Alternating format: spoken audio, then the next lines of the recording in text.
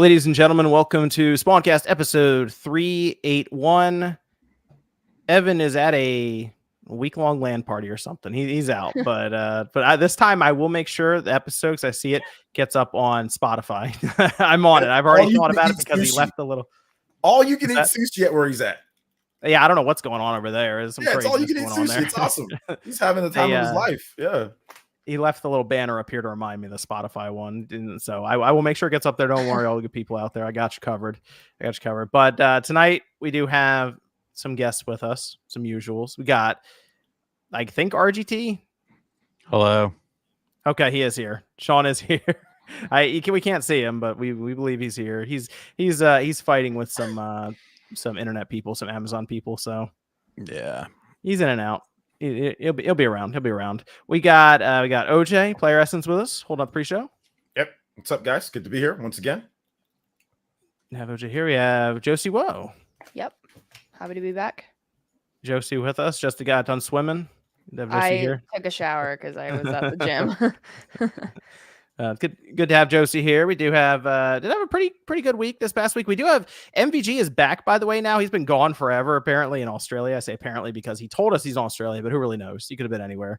Sure. And he said he was going to try to jump on tonight. We'll see if he makes it back. He literally was like driving from some airport in LA back to his place. So he was road tripping, and he said when he gets back he'd try to jump on, but who knows? I don't know traffic or anything. It's a drive from LA to his place. Oh, hell no. Yeah, I don't know. I wouldn't make that drive. He's in Vegas. It's like 2 hours. It's not that bad. No, it's not 2 hours from LA from where he is. It's more than 2 hours. Really? Yeah. Okay. Well, I don't know. Yeah, I couldn't tell you. I have no idea. The distance there means nothing to me. I don't know. From LAX to where he's at, yeah, that's definitely more than 2 hours. Oh, thanks. There it is. All right, so he's back. He's last I heard he was driving. So we will see. We'll see if he randomly pops in. But he did say he'd try, so we'll see. But we did have a lot of stuff happen this week. We got that Nintendo Direct Indie World combo with a bunch of stuff getting announced there. Some people were excited for it, other people not as much. Sean's been like playing a game from that thing nonstop since he finished up Outlaws, so I'm sure there'll be at least one part of that he can tell us about, as well as Outlaws, actually, because somehow, some way, out of everyone on the podcast, Sean was the one who beat it. Not wrong. Yeah, hey, I gotta give him credit. He did it. 4 hours through it. Sorry, that's the drive from LAX to. It's 4 hour drive. That's not bad. Oh wow. Okay. Yeah, that's not that bad. I exaggerated. We did have the PS5 Pro information get out there. The PS5 also went up in price, and we did have surprisingly, I have no idea how this is going down, but Croc making a return along with the studio behind it getting revived. So where is Jordan at? Where is Jordan? I know he's been calling that for a minute. It has been wild stuff with that. No, I know. Oh, there it is. See, Sean, I told you. There's the light says RTG. Thanks. Why he's off cam? I just heard about that. Yeah, we were just talking about before we went live. All this stuff going on with that. There's some crazy scenes online over that whole thing. Well, Evan will also be back next week, as I mentioned. LAN party, and Ryan will be with me on Click R3 next show, as we got Astrobot to talk about. You guys had Game and Talk as well this past week. Mm-hmm. Sean was there. Sean was holding it up. Yeah. Okay. People check that out. That's up now as well on the Spawncast network. Check that out. We have actually quite a bit of stuff, like I said, happening as we go along here, since things are starting to pick up. It seems like a lot of stuff to talk about here pretty soon with actual game releases. It feels like it's been a summer of just talking about just random discourse online. Now we finally are having some games. But I did want to give a shout out to some of the members over on the network supporting. Of course, John O, Joshua Butts, the Game Orb, Trent A, Adam Baldizon.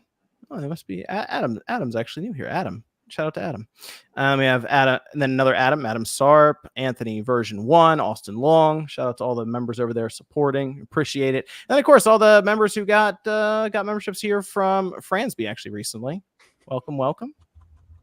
Let me start. Sean, you did mention you wanted to do Outlaws early on. Why don't we just start with you telling us about Star Wars Outlaws. He also has a video where he goes more in depth with actual clips of, I'm sure, a lot of stuff he's about to mention.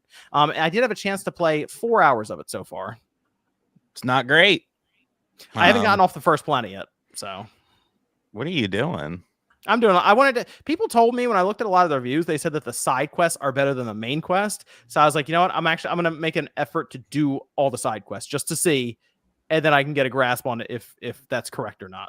Because you've already done the main quest. I figure, you know what? I'll do the side quests.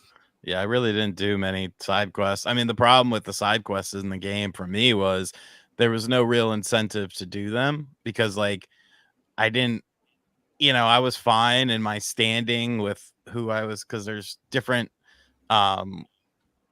groups of people. And you got to try to appease, you pretty much want to appease certain ones and piss off other ones because, whatever, it kind of allows you different missions and stuff like that.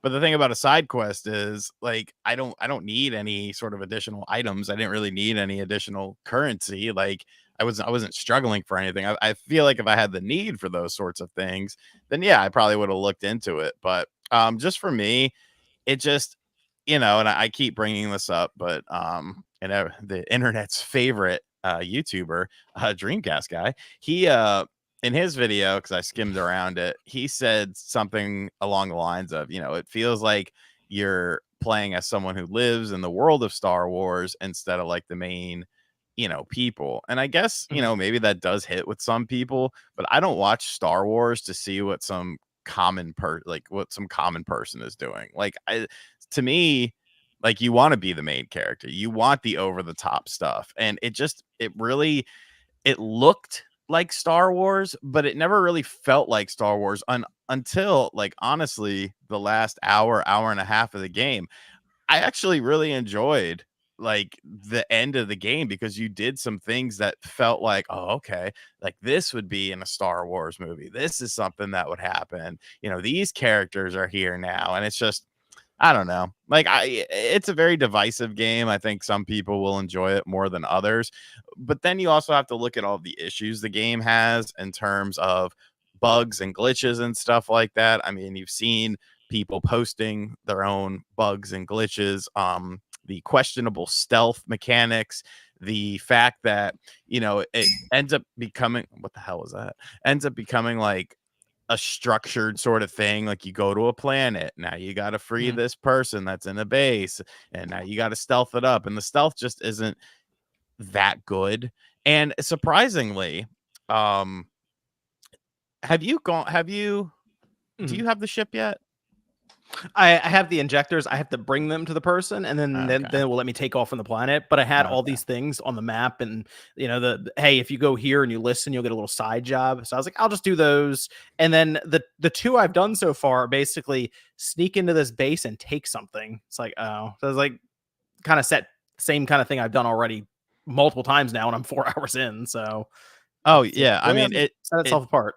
Yeah, and have you come across any platforming stuff where you do like a solid 15 minutes of platforming and it's literally just press A, and like even if you fall and die, like, you're just right back where you are. So there's really, because that's kind of the thing, like, when it comes to consequences, like, most of the time you just spawn where you pretty much were. The only time I ever had like a real consequence was when trying to first enter a base. If you get caught or you die or something, then you actually lose money. But like, if you're inside the base, it doesn't take away any money from you. So it's kind of like, okay. If you have like a wanted level, it took away like 30% of my credits or something after I caught. Right. It's not the worst thing, and like, I don't think it's inherently a bad game, but I also don't inherently think it's a good game. It's a very mediocre game, and I just don't see it doing very well. Like, you have to imagine that license cost a lot of money. That's so what do you think they have to sell just to break even, considering, also keep in mind, they said that this is their largest marketing campaign ever? Yeah, they probably got to sell 10 million at least. I'm thinking like 10 to 15, and I think casual people will pick it up for sure, but I don't know, man. I don't know. I I don't think it's going to work out all that well for them. But, I could be wrong on it.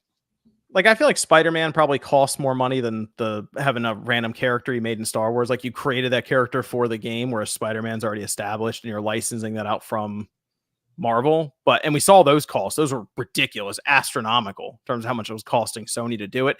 And they're a first party platform. So Ubisoft still has to give 30% to Sony, and they have to give 30% to Steam, or I think actually it's not on that, but like you get like Xbox and PlayStations, take that off the top too. Yeah, it's probably more than 10 million for them to be at least happy with what they sold. So, well, then you had the thing with the PS5 version of the game where you had to delete your save data, and I know that that's a very small amount of people, but the people that had the PlayStation 5 version of the game were either reviewers or people who bought like the early access edition. So that's how you reward people. Oh, thanks for your $130. Oh, you stayed up all night, 4 or 5 hours. And like, okay, if you or I lose 4 or 5 hours, that's not a huge deal, because this is what we do for work, quote unquote work.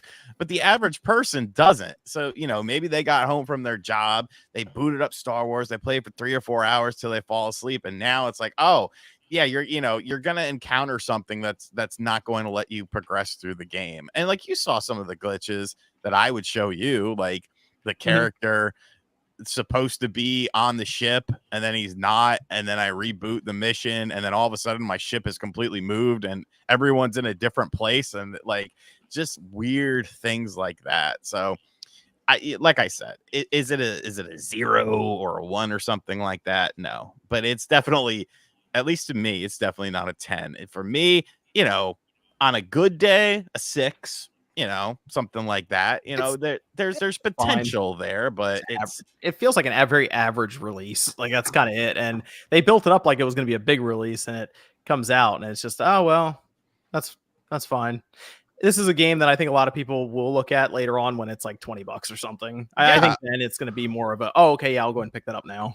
I really think it's going to be a decent Black Friday seller, because I do think it will go down, maybe not $20, maybe like some retailers going to have it for 40 probably. And they'll get a little bit of a sales boost, but then once again, that's almost half of the retail price. So then how many copies of, like, now you got to increase that more and stuff. Like, I don't know, man.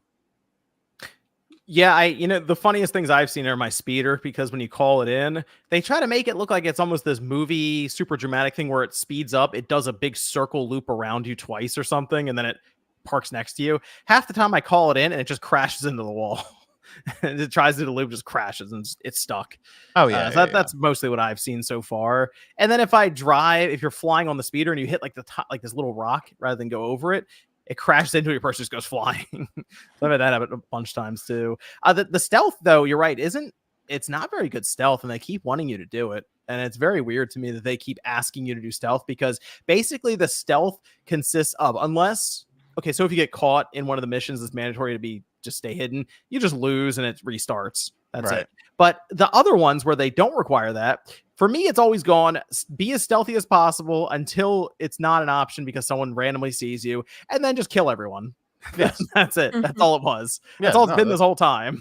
That's exactly what you're supposed to do. And did you like, I don't want to like dog people, but like I saw someone on Twitter, like a person that works for like a big website. They were like, well, the stealth isn't very good and the combat isn't very fun, but just Nyx is just such a good little character. And I'm like, okay, like if that's what you're looking for out of this game, I guess it's got you covered. But even like, have you gone to like an eatery with Nyx?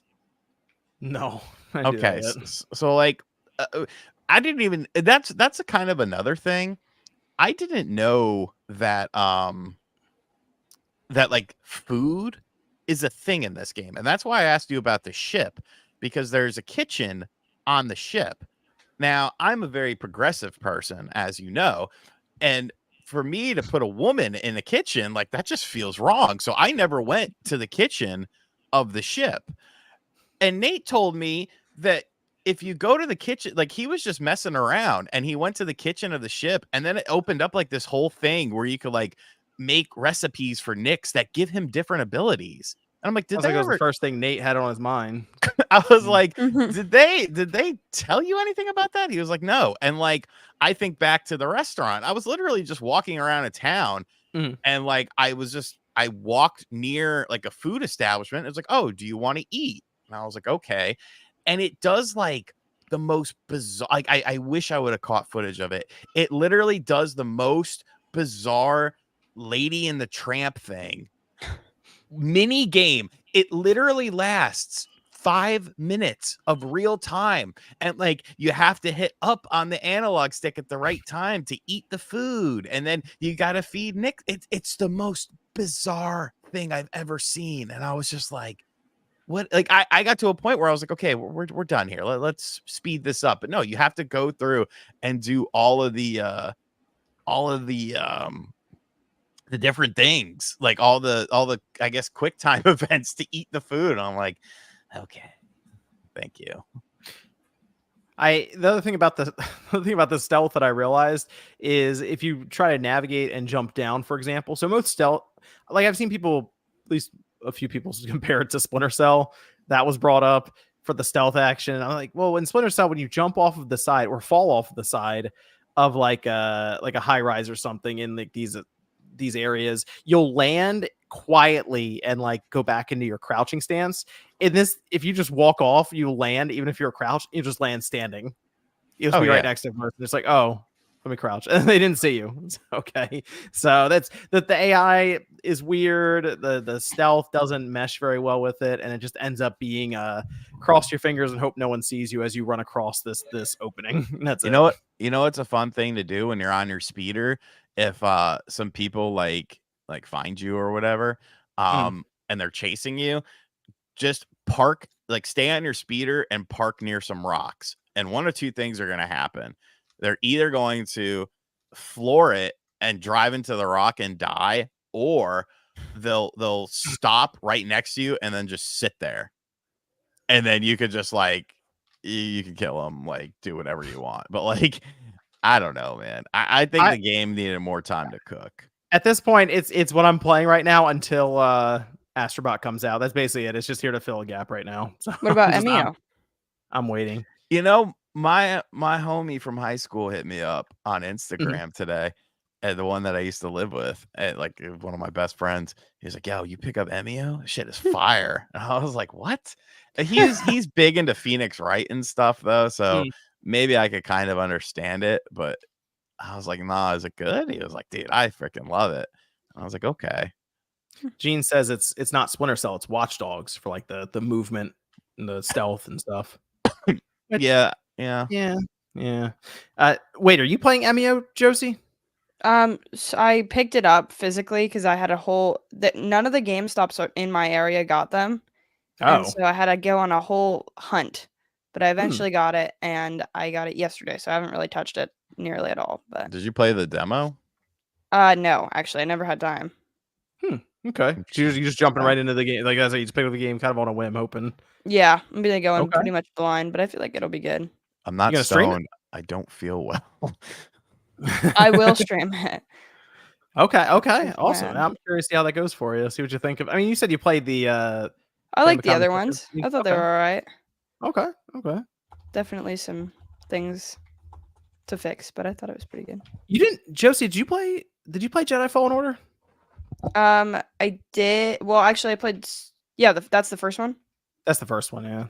Yes, I haven't beaten it, but I've played it. That's fine. I couldn't remember. I thought I remember you mentioning you played it. But it's much better than Outlaws, so you're good. Don't worry about Outlaws. Just keep going. Just keep walking right past it. I think I saw somebody in the Cody Bishop says 1 week by the Bare Naked Ladies now in your head. I remember in 8th grade, this weird kid used to really like that song. He was in my pottery class. I took pottery because I figured there'd be hot chicks in there, and there definitely wasn't. And the teacher was like a real hippie lady, and like John Redcorn from King of the Hill. King of the Hill, yeah. Mm-hmm. Okay, her boyfriend was literally like John Redcorn in real life, and so like we found him on AOL Instant Messenger, like being like two friends, and we started shit talking him, just like fucking around. And literally one day we're sitting in class, and this motherfucker walks in looking like John Redcorn. I think his name was Nelson, and he was like, "Where's Sean and his friends?" And I was like, "What the fuck?" And he was like, "I am the one you have been bothering." You guys use your real names? Well, because you had a profile. It was AOL. Like when you had a profile on AOL, like we had burners on there too, but we just didn't think about like we're like all right, this dude's not gonna walk up in there. But like he got slept by John Redcorn. That's crazy, bro. It was wild. See, Dark Type says just finished playing through Jedi Fallen Order and I'm playing Survivor and love it. For those who have played Outlaws, is it more Star Wars fun? No, if you go from Jedi Survivor to this, you're gonna be incredibly disappointed. Jedi Survivor is like on a whole other level compared to this game. It's like imagine Outlaws, but fun and with lightsabers. There you go. Lemstar says, is reasonable to say that Rebirth is running away with Game of the Year at the Game Awards this year? Obviously speaking on the games already out this year so far. Okay, so games that have already come out, not ones that are out yet, or yeah, they're coming up.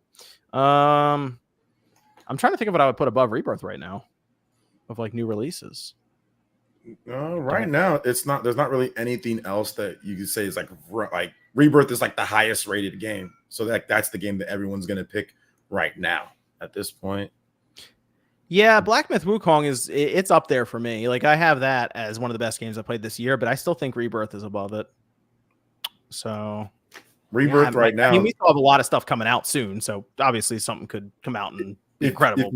If you go by the voters, like right now, it's like Rebirth is like winning by default right now. You know, this year did not have what it had like last year with like Alan Wake 2 or like with Baldur's Gate 3. Games that were just kind of like, oh wow, those are like, you know, obviously Tears of the Kingdom. Like this year did not have that, so Rebirth's just kind of like, oh yeah, it's Rebirth. That's the game right now. But is that like the only big like AAA $70 whatever game that's in the 90s right now? Yeah, it's the only one. Because we have like some indies like Balatro and stuff that are in there. But yeah, like, there's no other big. There's no other big game that's in. Well, I mean, I think like Yakuza Like a Dragon or the Infinite Wealth. I think that's like an 89, or it's like close. Like 89 is like right against it. Yeah, it was a 90 at one point, but yeah. So like, but outside of that, there really isn't anything else. Like Stellar Blade, like low 80s. Black Myth is even low 80s, right? Mm-hmm. So it's like there's not really anything else. So Rebirth is kind of like the default right now. And then Connor says recently RGG Studio revealed their live summit for September 20th. Any thoughts, predictions on future Yakuza game / show news? Love the content, folks. Well, they said they're revealing their new game there, and they said it's going to surprise people. So I assume the gameplay is going to be different. It's not like they did turn-based RPG twice so far. Before that, it was like action RPG. So I'm not really sure what the move is here. Maybe they go like full strategy or something. Strategy RPG. That'd be crazy. Strategy RPG like Yakuza game. Yeah. I don't know if they'll do that, but that'd be nuts if they did. Yeah, racing game. I don't know. Racing. They would do something weird to change up the gameplay because they did like Judgment, which is still very much like Yakuza or Like a Dragon. Then they did turn-based and it was way different. So I don't know. Could be tactical based. We'll see. Carlos P with the super sticker. Thanks, Carlos. And then Fish Fan says, RGT, how's Jima? Any good eats this week? Also, aren't all Ubisoft games mediocre? Big thanks to the crew this week. Aren't all Ubisoft games mediocre? All of Ubisoft's big AAA games have a certain like crustiness that people don't learn. Like y'all keep falling for the same shit every time that they release and then expect something different, which is crazy to me. But hey, it is what it is. But Ubisoft's other games are actually pretty, like, you know, Prince of Persia: The Lost Crown, to me, that game crushes like most of Ubisoft's stuff that they put out. That game is awesome. You know, Assassin's Creed Valhalla was good. It just wasn't something that clicked with me. Shit really was ass, dude. That thing was glitchy and buggy and ran down and rickety. And people just say they like it because it's Assassin's Creed, but that game is ass. People that played it said it's ass. Everyone like says an I 84 like it, Metacritic. but everybody says but. They want to be nice because it went so Ubisoft and long. Assassin's It took Creed. forever to play through. I eventually was like, Jordan said I put 100 hours into it and I hated it. And that is the sentiment that I get from everybody. I just play. I need to like it because it's Assassin's Creed, but I don't really like it, and it's glitchy and it's buggy. But hey, like I said, people just have this thing with Ubisoft where they'll play their games every time, even though you know what you're getting. But I honestly feel that Ubisoft has a lot of other, like, their smaller games are awesome. Rayman Legends is dope. Prince of Persia is dope. Mario plus Rabbids is dope. They've got some good stuff, but a lot of their big, huge AAA games, they end up being like Star Wars and end up being like Outlaws and end up being like Assassin's Creed. But if you like Assassin's Creed, John, I ain't trying to step on what you like. If you like it, you like hey, it. I'll play the new Assassin's Creed. I'll play that. Valhalla didn't work for me. I'll check it out. I'll check it out. But I already know I don't hype up nothing from like Ubisoft. Like I don't hype up their big AAA games because what about that other game? That was the Pandora Avatar. Yeah. It was Avatar. Yeah, mediocre. It looks great. Graphically it was average, mediocre. So that's just how Ubisoft is, man. I mean, it's the same thing every time, Well, yeah, we'll see how Assassin's Creed goes for them. So hopefully it's good. They're going to Japan. It's been quite the topic online. So maybe the game will speak for itself. Yeah, let's hope. I'm not holding my breath, but we'll see. You want to talk about the Nintendo Direct Indie World showcase? We had them back to back. It was like 40 minutes. Did you guys both stream it? OG, you streamed it. Yeah. Did you stream it, Josie? I did. Okay, the thumbnail for yours, Josie, if I remember right, looked crazy because you were like yawning. I was yawning on the front. Okay. I just thought it was funny because I was tired, and it also was like, oh, it's not a normal Direct, Yeah, what time is it? It's 7 out there for you guys for that. Was that was a 10 a.m. one, right? Yeah, I was up by 4 a.m. to get ready, to get everything just set and prepped. So yeah, I started by 5. So and then it started by 7, but then the Sonic trailer was by 6. So there was a lot of stuff going on like really early in the morning in the West Coast. So okay. Well, we did have a lot of stuff announced. I think I counted over 45 games that were highlighted here. So it was quite a bit. I mean, it was two shows though. So they just mashed them together, which was weird. I was trying to think of another time they did this, and I couldn't really think of any. Like I feel like this was it, right? This is the first time that I can remember them. I mean, the closest other thing would be like Nintendo Direct followed by Treehouse or something like that, like that type of thing. But they've never done this in this like a partner showcase in like indie world together. It just stuck out to me. It seemed very strange to like have them show up and be like, hey, we're doing an indie world, and then we're also doing a partner showcase. It's back to back. So I mean, people were thinking, based on some of the rumors that are going around, if they did it, that maybe they moved something up to make way for something else a month or two later. It's hard not to read into that at this point where they are. So. And Tokyo Game Show, Tokyo Game Show in late September. So it seems way too convenient, Yeah, if we get the Tokyo Game Show and they haven't mentioned their new system, then there's gonna be a lot of talking going on at Tokyo Game Show, and that's gonna be something's gonna leak. There's no way. Yeah, there's no way they can get past Tokyo Game Show because when is that? Late September, like September. Yeah, it's like the 23rd, like something. September. Oh, so we're thinking September is the month where they show it off. Either that or shit leaks. It's gonna be weird for them because Nintendo has been around a bit. To my understanding, they're not at Gamescom, but they are at Gamescom, and I kind of feel like at Tokyo Game Show they are at Tokyo Game Show, just in the business section talking with people. So they're at PAX West too. Yeah, but like PAX West, they're in that official capacity, but you know how that goes. They're also there in the unofficial capacity too. So. Right. They're making the rounds right now, and once they do that, I mean, look what happened with last year Gamescom. They showed up and apparently gave people a look at it with The Matrix and Breath of the Wild, and we found out about it 2 days later. So anyway, things gonna happen. This would be fun. So I kind of feel like this. It's so weird and random. It does sort of line up with, hey, in the next 45 days or something, you're going to see the next system in some capacity. So makes sense. I really hope they show it before the show because it's going to get so leaked. It's just like, Yeah, I feel like there's a lot of third parties who wouldn't mind being able to say, "Hey, we're making it for Nintendo's next system too." Mm-hmm. Just throw the name out there. Oh yeah, here. Okay, cool. Now we're gonna let people know while we're there. Yes, we're doing it for this system. So there's a lot of money to be made there if you're there early enough. And I'm sure they like to start advertising like yesterday. Yeah. Let's see. Indie World. We'll start with Indie World. That's fine. Let's see. We had Hey, I saw some people in the chat already saying that they're excited for Date Everything. Oh, I'm hyped for that too. See, Sean, look at that. Dirty perverts. You know, Ew, that's no. Why do you date someone? Huh? Why? What is one of the points of dating someone? For fun? To learn more about them, to see if you have a spiritual connection. I guess. I mean, why would you date someone? I mean, you don't go on dates? Don't you go on dates, RGT? Try not to. Okay. Well, I mean, Sean, there's a game where you can date your house, your lamp.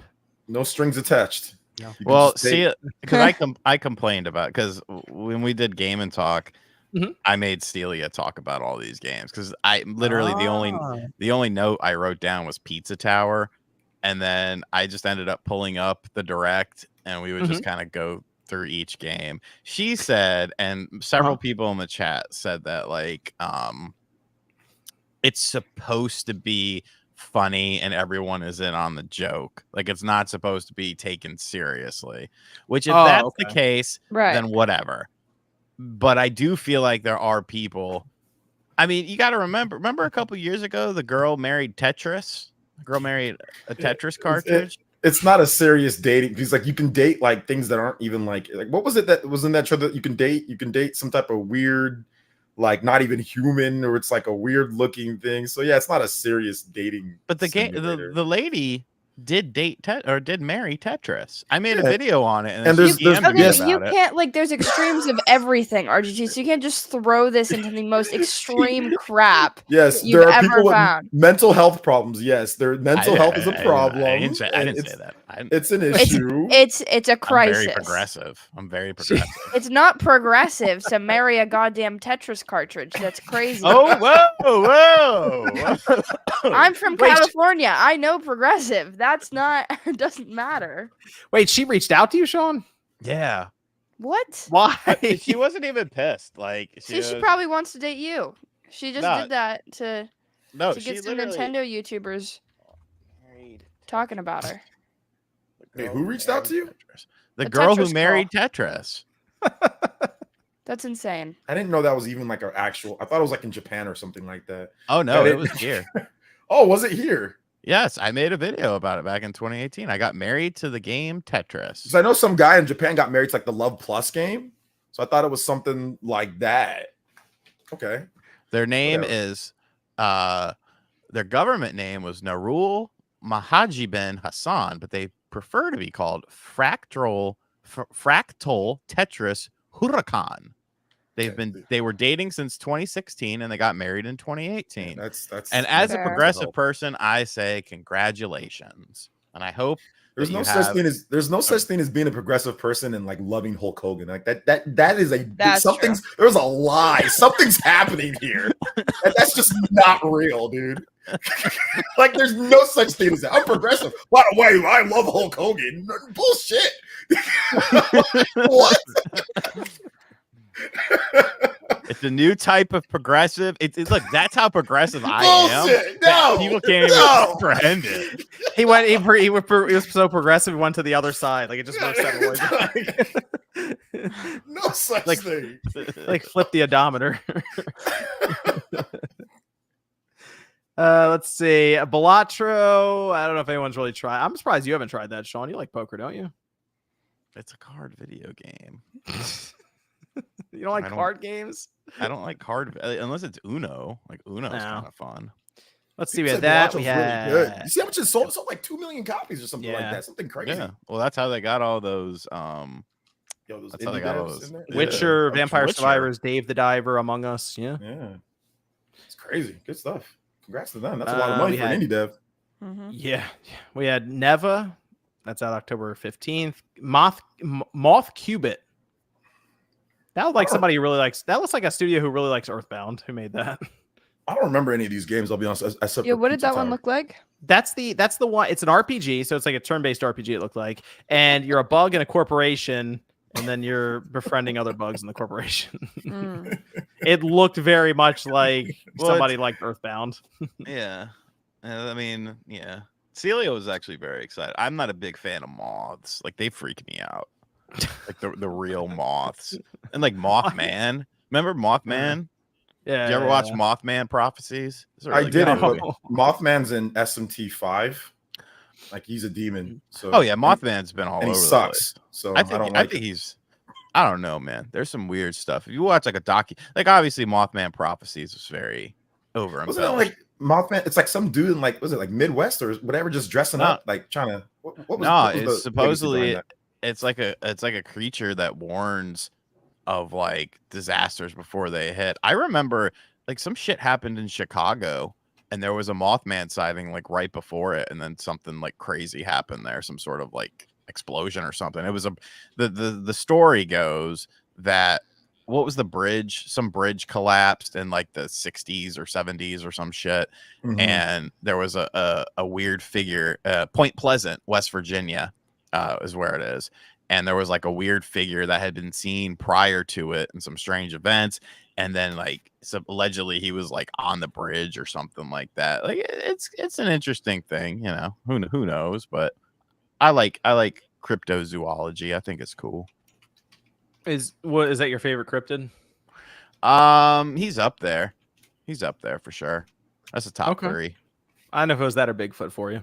Okay, so yeah, this is why I was a bit weird on that. So SMT's lore with Mothman says an elusive creature first sighted in West Virginia, USA in the 1960s, about 2 meters in height. The Mothman wears no clothes and has a pair of giant wings on its back and can fly at amazing speeds. Red those eyes. Who witness it can catch on a fleeting glimpse. As a result, is very little is known about it. So is that what you're talking about too? Is that the same person? Yeah, that's Mothman. Oh, when I said it's like some Midwest, you said no, it wasn't. No, that. I thought Midwest. West Virginia isn't the Midwest, dog. It's East Coast.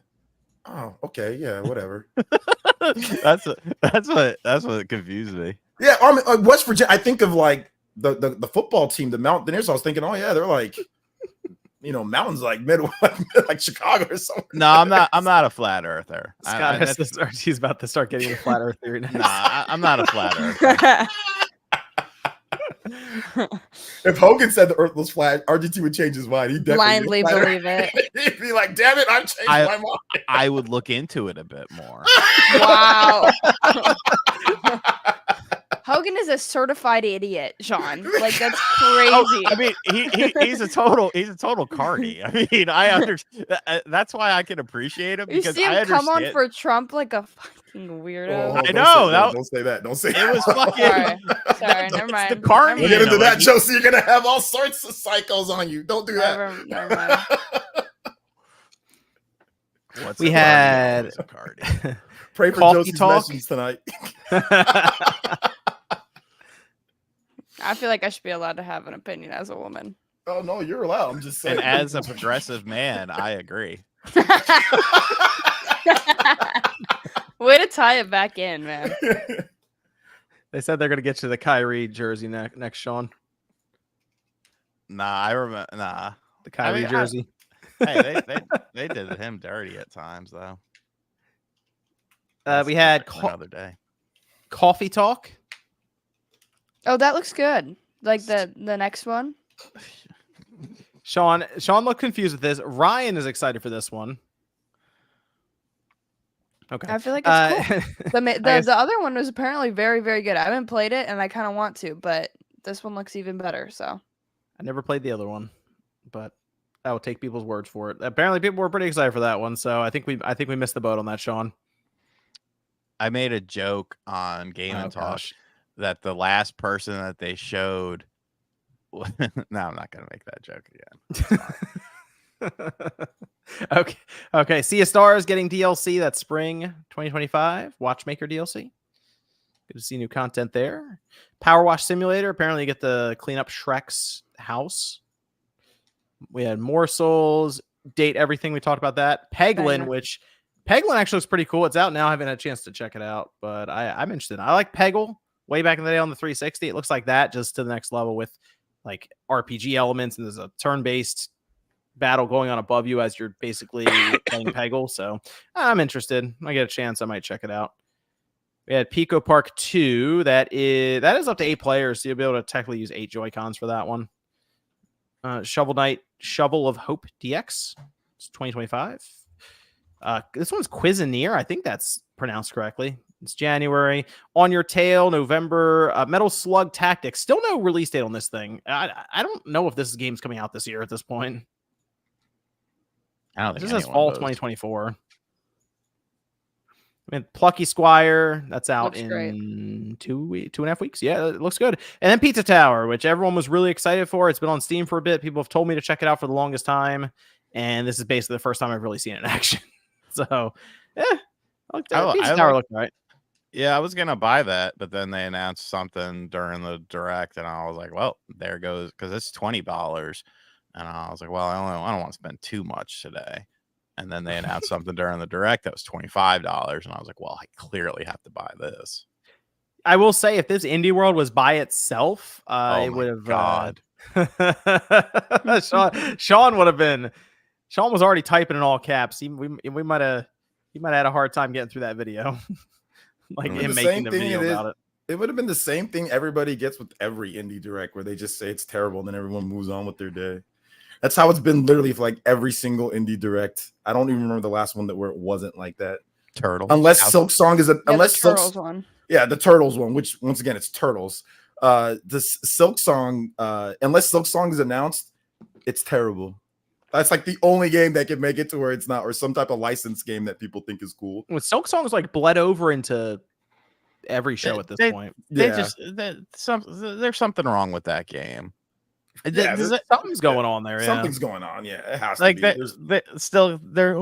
They're still cooking. No, you have burnt the food, and yeah, like I don't know, man. Dude, that game was playable at E3 2019 at Nintendo's event on the Treehouse Live. Playable, like they were playing the game in 2019. Something's 5 years ago. Maybe they changed something about it. There ain't no way that game takes that long. Like and then like the whole Xbox, they have like the Game Pass. Game Pass. Like, dude, what is going on? Like, I don't think it's vaporware. Some people say I don't think it's vaporware, but there's something's amiss. They must have changed the scope. Must change something. Like maybe they show up and it's a much larger game than we're expecting. I don't know. Open world. Is it Final Fantasy? What did they change? Did they change like everything about the aesthetic too? Is there gonna be like a whole crew? Are you guys gonna go on a road trip in a car that flies and on the sea and like what? What the hell? There's a lot of questions around this game. That's the only way I say take this long. Because for those, I'm making a joke reference to Final Fantasy like Versus. Remember when that whole saga was happening? Well, 13 and then Final Fantasy, which ended up turning into 15, but before it was just called Final Fantasy Versus, and it just took like 10 years to come out.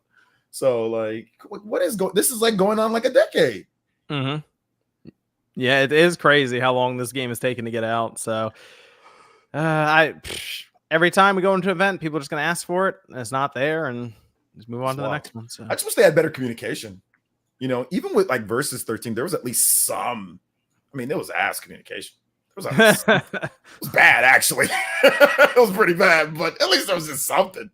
I mean, there's like even Kingdom Hearts had some. Kingdom Hearts, and that was terrible when Kingdom Hearts 3 was first announced. Yeah, that was a whole thing too. That was a whole thing, but that was a little bit better, But it's making those look.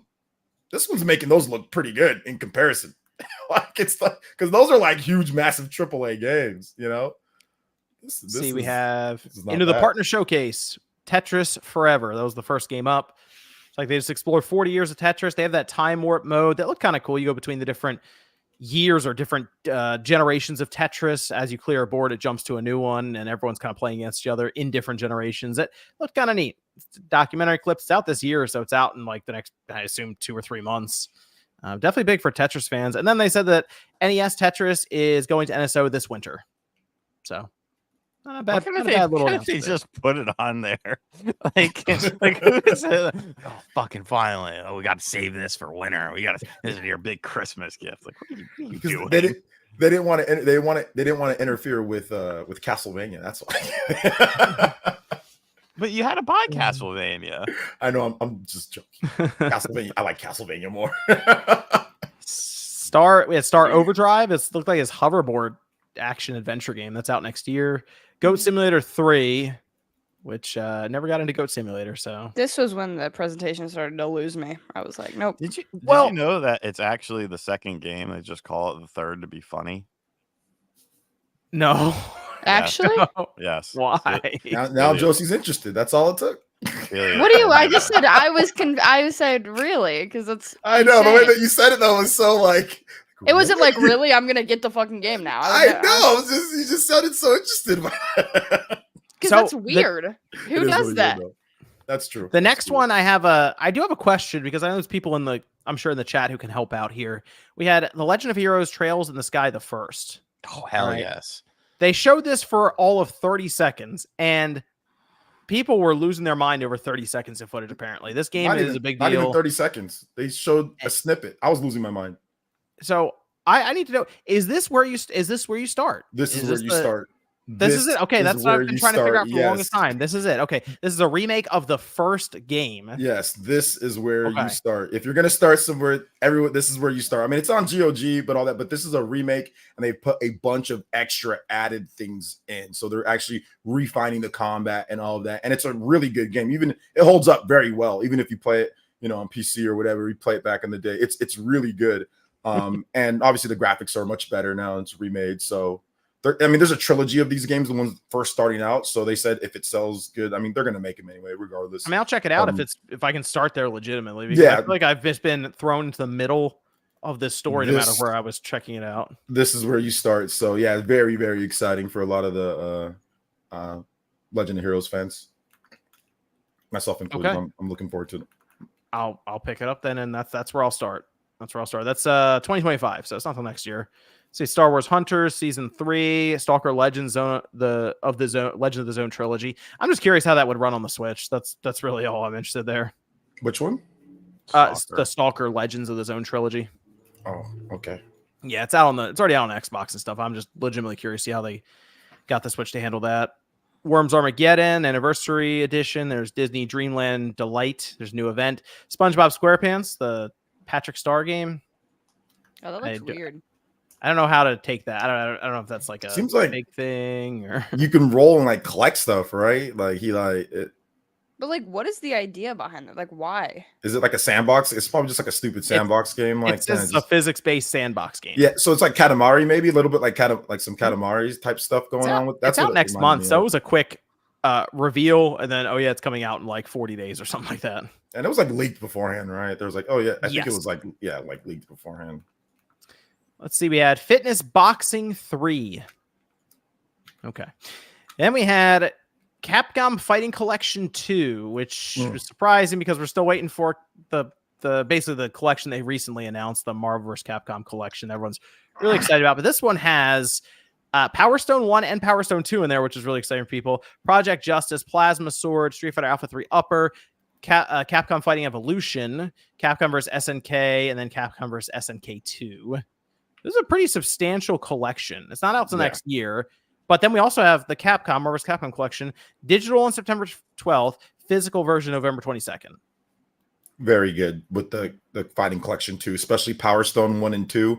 From what I remember, it's been re-released, but I think it was PSP or PS Vita? PSP. Yeah, just PSP. So they've just left it. And this has rollback netcode and online multiplayer. It's a super jank game, but it's like an arena fighter, Smash Brothers, all sorts of weird stuff, just kind of all mixed in together. And it's fantastic. I love Power Stone. Loved it on the Dreamcast back in the day. And we get both of them, rollback netcode, online play.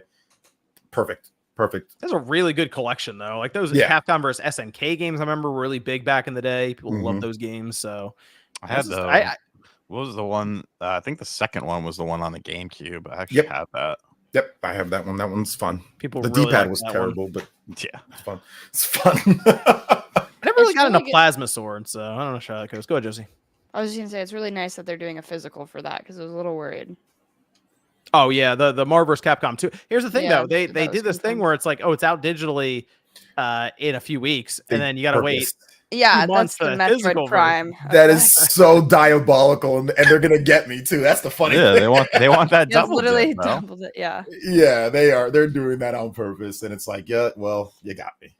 Well, hey, if you get a digital and then you also get a physical, I mean, it's worth buying it physically because we saw the game already disappear once from that probably multiple times actually, but I remember 360, I think just disappeared. So you might want to make sure you have that thing on cartridge or on disc or something. So Yeah. it's one of those games where it will just go away.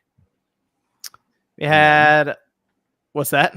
I said, and then Altier. How do you pronounce this? I always say Atelier, but it's something They else. call it Atelier. I call it Okay. Atelier, but I guess it's called Atelier. They threw me off. All right, Okay, you can just call it whatever you want. It could be Atelier, it could be Atelier. I've literally heard people from both companies pronounce it both ways. Well, whatever it is, it's out in 2025. So there you go. Looks exciting. I'm actually really good. I like it. I like the Atelier franchise. I played all 1 through 3. So I played even the other ones, Marie. I played the other ones. I played Sophie and Marie. That's the remake of the original one. So I like Atelier. And this game looks really cool. I think it's going to be probably their best in terms of like technical perspective, graphics wise, and all that. PS5. I think it's really looks cool. They have like a open world gameplay, kind of like open-ended gameplay where it's like action and RPG combined, or action and turn-based, kind of combined, which seems to be kind of like more like the trend that's happening right now with some of these games. So it's pretty cool. I think it looks great, and then I am going to be picking up PS5 and Switch copy. And for the first time ever, Xbox fans, here you go. First time ever. Atelier has never been on Xbox. Oh wow, first game ever on Xbox from this franchise. So they're going to come out in droves for it too. Yeah, it's going to sell best on Xbox. Waiting for that Game Pass. See, is it Game Pass? So, Suikoden HD, the 1 and 2 remaster. We got a date March 6th. So unfortunately, not this year, but it came back. It's back. So we got something for it.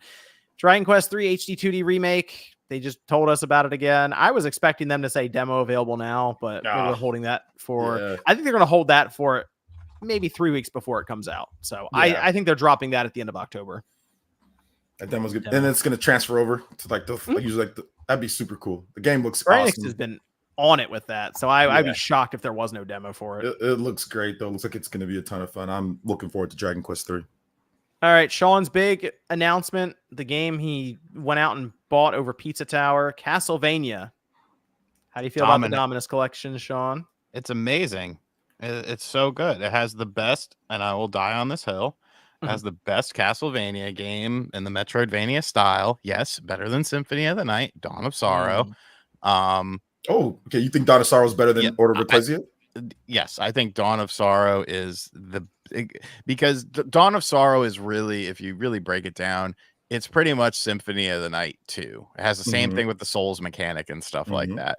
But I don't know what it is about the game. I think it's just a combination of various things. But I genuinely I still have like I streamed some of it yesterday because people think I never play video games or something. I busted out because I forgot what I was supposed to do after the bat, and they're like, "Do you want us to tell you?" I was like, "Nah, dude, I got something." So I paused the stream, and then I went and I got my strategy guide for it because I still have it, and it's like a Bible, like it's so big and awesome. And so we looked it up. But yeah, I love that game. You've got the 3DS games. You've got Haunted Castle. You have a brand new version of Haunted Castle called Haunted Castle Revisited that literally just came out of nowhere. You've got the museum stuff. You got a music player. And honestly, features are great on there. The rewind and all that type of stuff, like all the. Yeah, and you could save anywhere and stuff. Yeah, I just play the game and just use the save spots because that's just what I'm used to. But I will say, I think the Switch version is the best because for Dawn of Souls, whenever you beat a boss, you have to draw a seal on the screen, and they've changed it so that you could do like a button press. But obviously for the other systems and when you're playing in docked mode, but if you're playing it in handheld mode, you can use the touch screen to draw the seals. So like that is much I actually had never used the buttons, and we were beating a boss on the stream, and I was like, I don't fucking know what how I'm supposed to hit these buttons, like, and what, like, how I'm supposed to hit them and stuff. So I ended up messing up, and like I had to continue to fight the boss some more. But I like being able to use the touch screen, like it's very I don't know, it's just very nice. And like when you have to break the ice blocks and stuff like that, like I just found it way easier to use the touchscreen. So yeah, awesome fucking collection, man. Like I got a video on it. I just pretty much said what I said in my video, but super good. All the games look and run great. I'm super glad that more people could play these games now, because they, if you aren't a big emulator person, they are super expensive.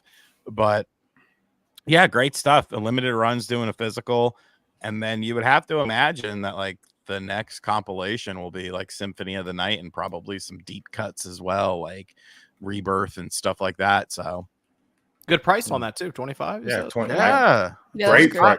25 is crazy. Great. That is such that they undervalued it a bit. They could have done that for a bit more. They could have done that for 40, I think. I'm glad that they didn't. Yeah, I'm glad that they didn't. Let me just say that. But 25 for that is just wild. Like I did not expect that.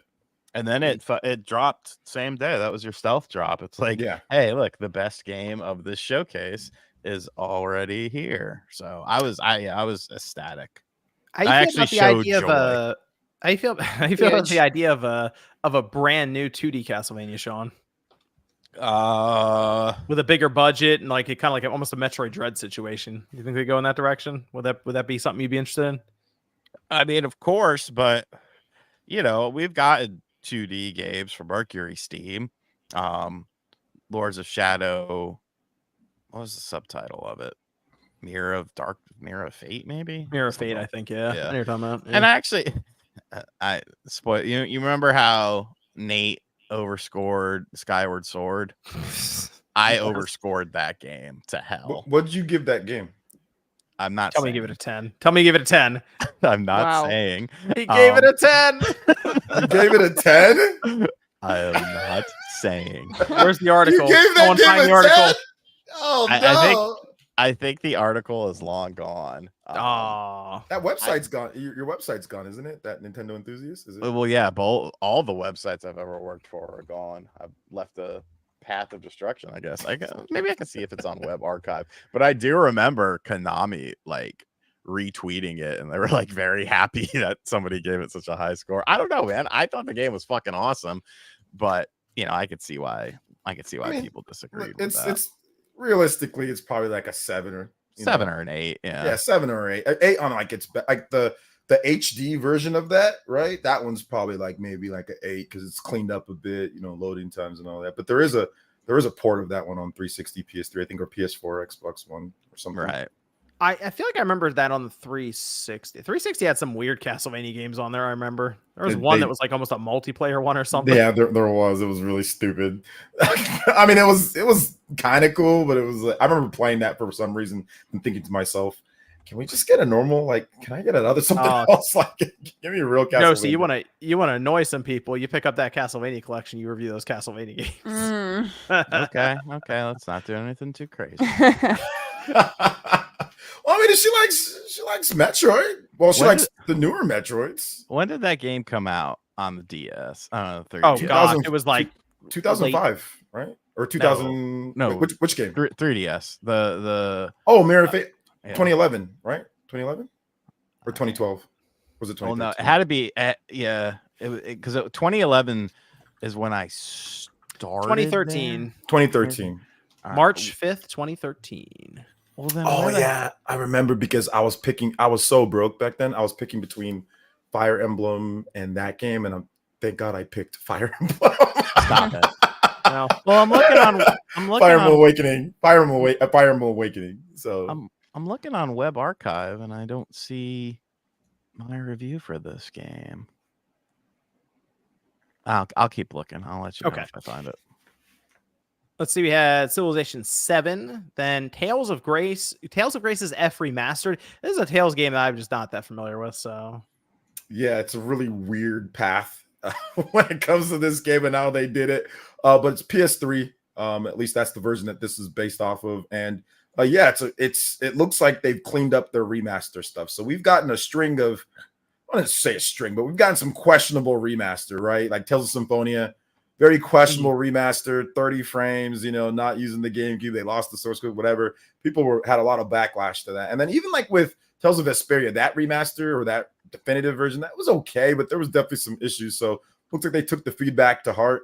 This one seems like it's going to be clean, up to 120 on PC. It's going to be 60 frames, all that good stuff. So I'm looking forward to it. I found it. She's laughing like a maniac. I found it on web. The evil laugh. Yeah, I found it on a web archive. Share your screen. Don't be shy.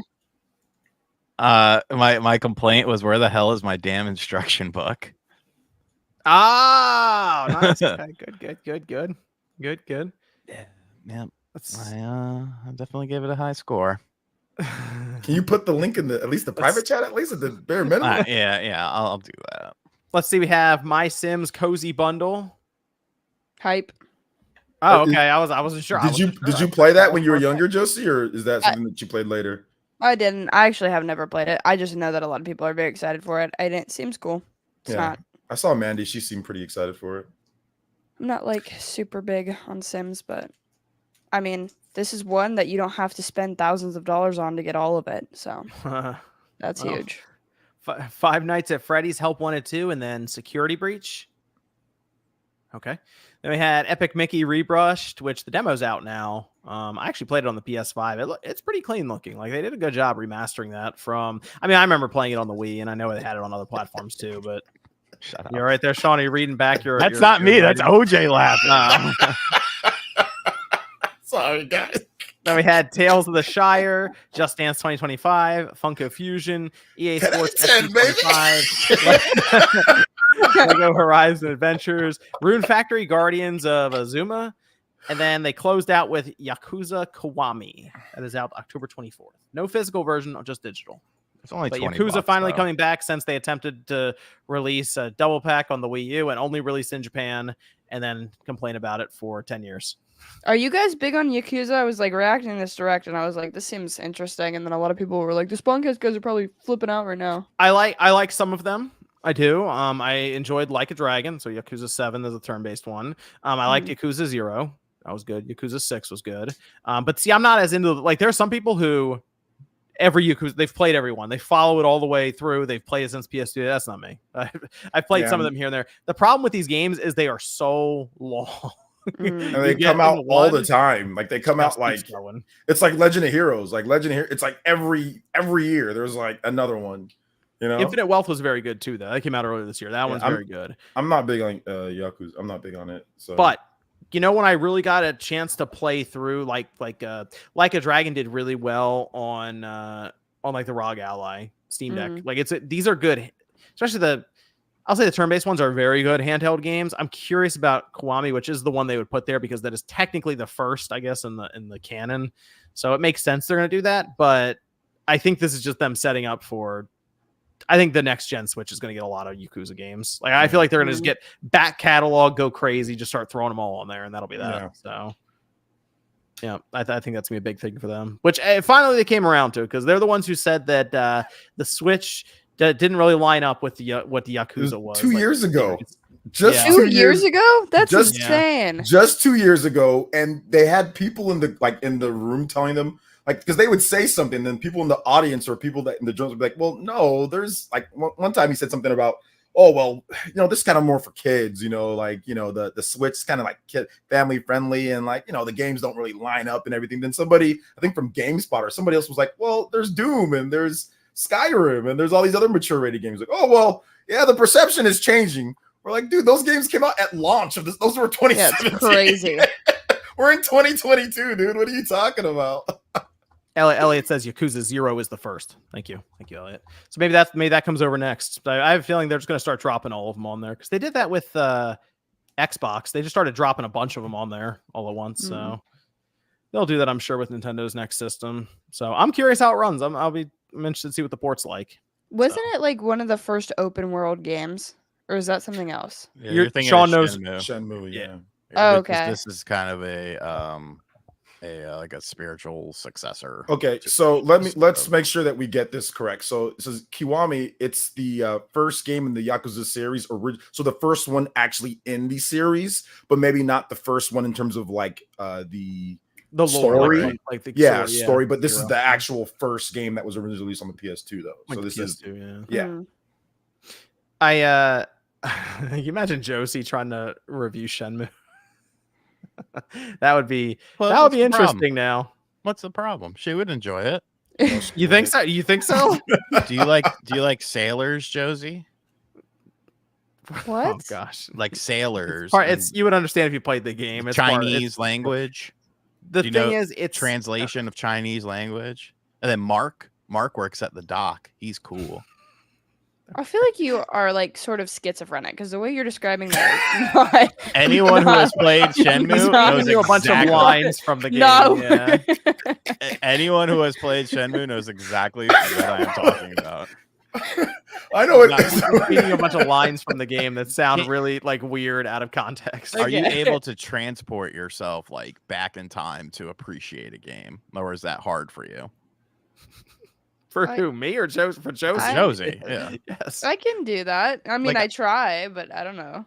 I have some new game bias for sure. The game came out in what, Sean? 99, 2000? 99 in Japan. Thank you. Yeah. Yeah. Has it ever been remastered? Is it on anything? Yeah. Oh yeah, No? it's on PlayStation and Xbox. They Nintendo everything. It's probably like $7 or something right now. It's always stupid cheap. What the first one? On sale constantly. Wait, you have a Series S, 1 and 2. right? Yeah. Let's see how much it is on there. Sean's about to buy you this game so you play it. $30. All right. probably We got a should. PS5 too. She probably still won't play it. I mean, I'll play it if somebody. I mean, it's crusty, Josie. Sean's about to buy it for you just to see what you think of Shenmue 1. $30. I might make a side bet on your score. It's crusty. I'll send you $30 when you buy it. okay, I'll play it. This is how much I can, Sean. I can gift you the game. Message me your Xbox account. Okay. Thing, and I can gift it to you. Thanks. All right. It's not any cheaper on the PlayStation. Nah, they're both $30, but I mean, still, really, when you consider it, I mean, that's a deal. Consider what a good game it is. Well, you get 2 games. You get Shenmue and Shenmue 2, so you can continue. Lord. You can continue the story and go to Hong Kong to find Lan Di. All right. Dun dun dun dun dun. Dun, dun. So the big thing about this, Josie, is it came out on the Dreamcast, and there were no other games like this. It was a really big thing to the point where it actually destroyed the Dreamcast. Yeah, it cost. You're think 1999 money. It cost $100 million to make. Oh my god! And they wanted it to be like an 11-part series because the story still doesn't have a conclusion. By the way, still going. Shenmue 3 they just fingered their ass for the whole game and did nothing to progress the story. And like at this point, it's like, look, motherfucker, you're not getting 11 games out. Now I'm just mad. You're not getting 11 games out of this. End the goddamn story. Let me get my revenge. Let me do the fight that the whole game is based around and stop wasting my fucking time. Like, what are you doing?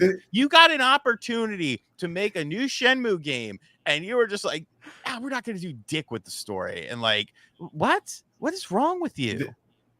Didn't like Dreamcast guy go out to like a field like when he was reviewing this game? I remember. Okay. So Max is like a big. If you find somebody who's a fan of Shenmue, like they're like a big fan of Shenmue usually. So like nobody, I don't think anyone just likes it. Like you have to love it because it's like it's an open world thing with. Okay, so let's. How long is this game? It could take you a long time. It could take you a short time. It just depends on how you play. There's a clock system and a day system, and like there's weather. So like some days you'll wake up and it'll be raining. Some days it'll be snowing. If you play it long enough to get to Christmas time, you'll see Santa Claus in town. There's an arcade where you can play Sega games. There's events that only happen at certain times. People only come, like everyone is like living their life. It's kind of a precursor in ways to Grand Theft Auto 3 as far as the open world sort of formula is concerned. It's not that big. There's no vehicles or anything. You know what always like stuck that. with me with that game, Sean, way back when, because I didn't own it, I rented it, and I remember checking the time. You'd actually look at your watch, and for some reason that always stuck with me because it was like the first time I remember doing that in a game. Well, it was so funny to look at your watch and be like, okay, it's 3:00, and you look back and the thing is actually ticking around. I'm like, oh my gosh, I gotta go. Yeah, like and there's some combat in there. It was originally supposed to be a Virtua Fighter RPG game, and then they kind of just made it its own sort of thing. Like Sega was a very confused company at times. Oh, Josie's gonna bury this game. I'm excited. Yeah, people love this. It's like got a 96 on Google and like a 9 out of 10 on Steam and a 75 on Metacritic. All right. You should just go. You know what? When he sends it to you, Josie, because I bet you Sean's like on it now. He's ready to get this thing sent over. You just fire it up, throw an hour at it, and see what happens. Yeah. Well, the first hour you're gonna get the story elements, and then but she won't even really make it into like town and stuff because she'll have to find. It starts fast though. Like it hits you with a big event pretty quick. So. Looking up the first one, it says it takes like 20 hours to beat. Like that's fine. Yeah, but like you can also lose time in the game because some things can be very cryptic and stuff. And you might fall in love with Mark on the docks, and you want to hang out with Mark and learn more about him. See, after you do this, then you have to watch the anime because the anime fleshes out Mark a little bit more. Lordy, this is a lot of homework. Yeah, well, just work with the. John left, so now it's my show. Vagina, boob, penis. How did John ditch his own stream, bro? I don't know. Work with the first one. Start with that one. Where did you go? The Chrome crashed and I had to refresh. Yeah, too many tabs open. Oh my John. god! You know how Chrome be taking too much resources. Opera GX, baby. Chrome is like an editor for some reason. Why does it take as much resources as a damn whole editor, bro? It's crazy. Have you ever ran Chrome on like a 2011 MacBook? Oh god, it like takes everything from that computer. I bet though, because destroys it. I got a good PC. Sometimes Chrome be like, "Hey man, you need to step your game up." If you're wondering why I left earlier, it's because we've been trying to figure out what's wrong with formatting the book. The book is done, even though I just added in another page, so it'll technically be done tomorrow. But we're uploading it to Amazon, and Amazon's fucking butchering the whole layout. So I had a bunch of PDF files up trying to figure out, like, because one file was working fine, but that nobody fucking cares about that. Do we have any more interesting topics, or can I talk? Yeah, I have some more. But can I talk about? You're good. You're good. Right. No, good. So the first file the designer sent me had the cover and the back cover all in the main file. Amazon doesn't like that. It wants the front and back cover as a separate file. So I was like, okay, well, just delete those two files and then we're good to go. And whenever we did that, everything messed up. The formatting, the pages got all mixed up. So we've been trying to figure this out all night. That's why I've been focused on this the whole time. But we finally you got it? We finally just figured it out. So yeah, I'm very happy about this because it was good. And Amazon doesn't fucking help you. They're like, oh yeah, send us an email or something. So now we're moving. Now we're making progress. Okay, good. Have the books on the way. Yeah. So good stuff. I'll add that one page. She'll add that one page tomorrow, and then I'll order a copy, and then should be by midweek. But yeah, Chrome that's what happened to me because I had like 3 different files open trying to figure it out, and the Chrome was just like, nope, fuck you, and just crashed. Can I get a press copy of this book? You doing a video on it? Sure. Maybe. Do you even know about N64 wrestling games? Well, I'm hoping to learn. Okay. Fair enough. Hey, look, Evan's in the chat.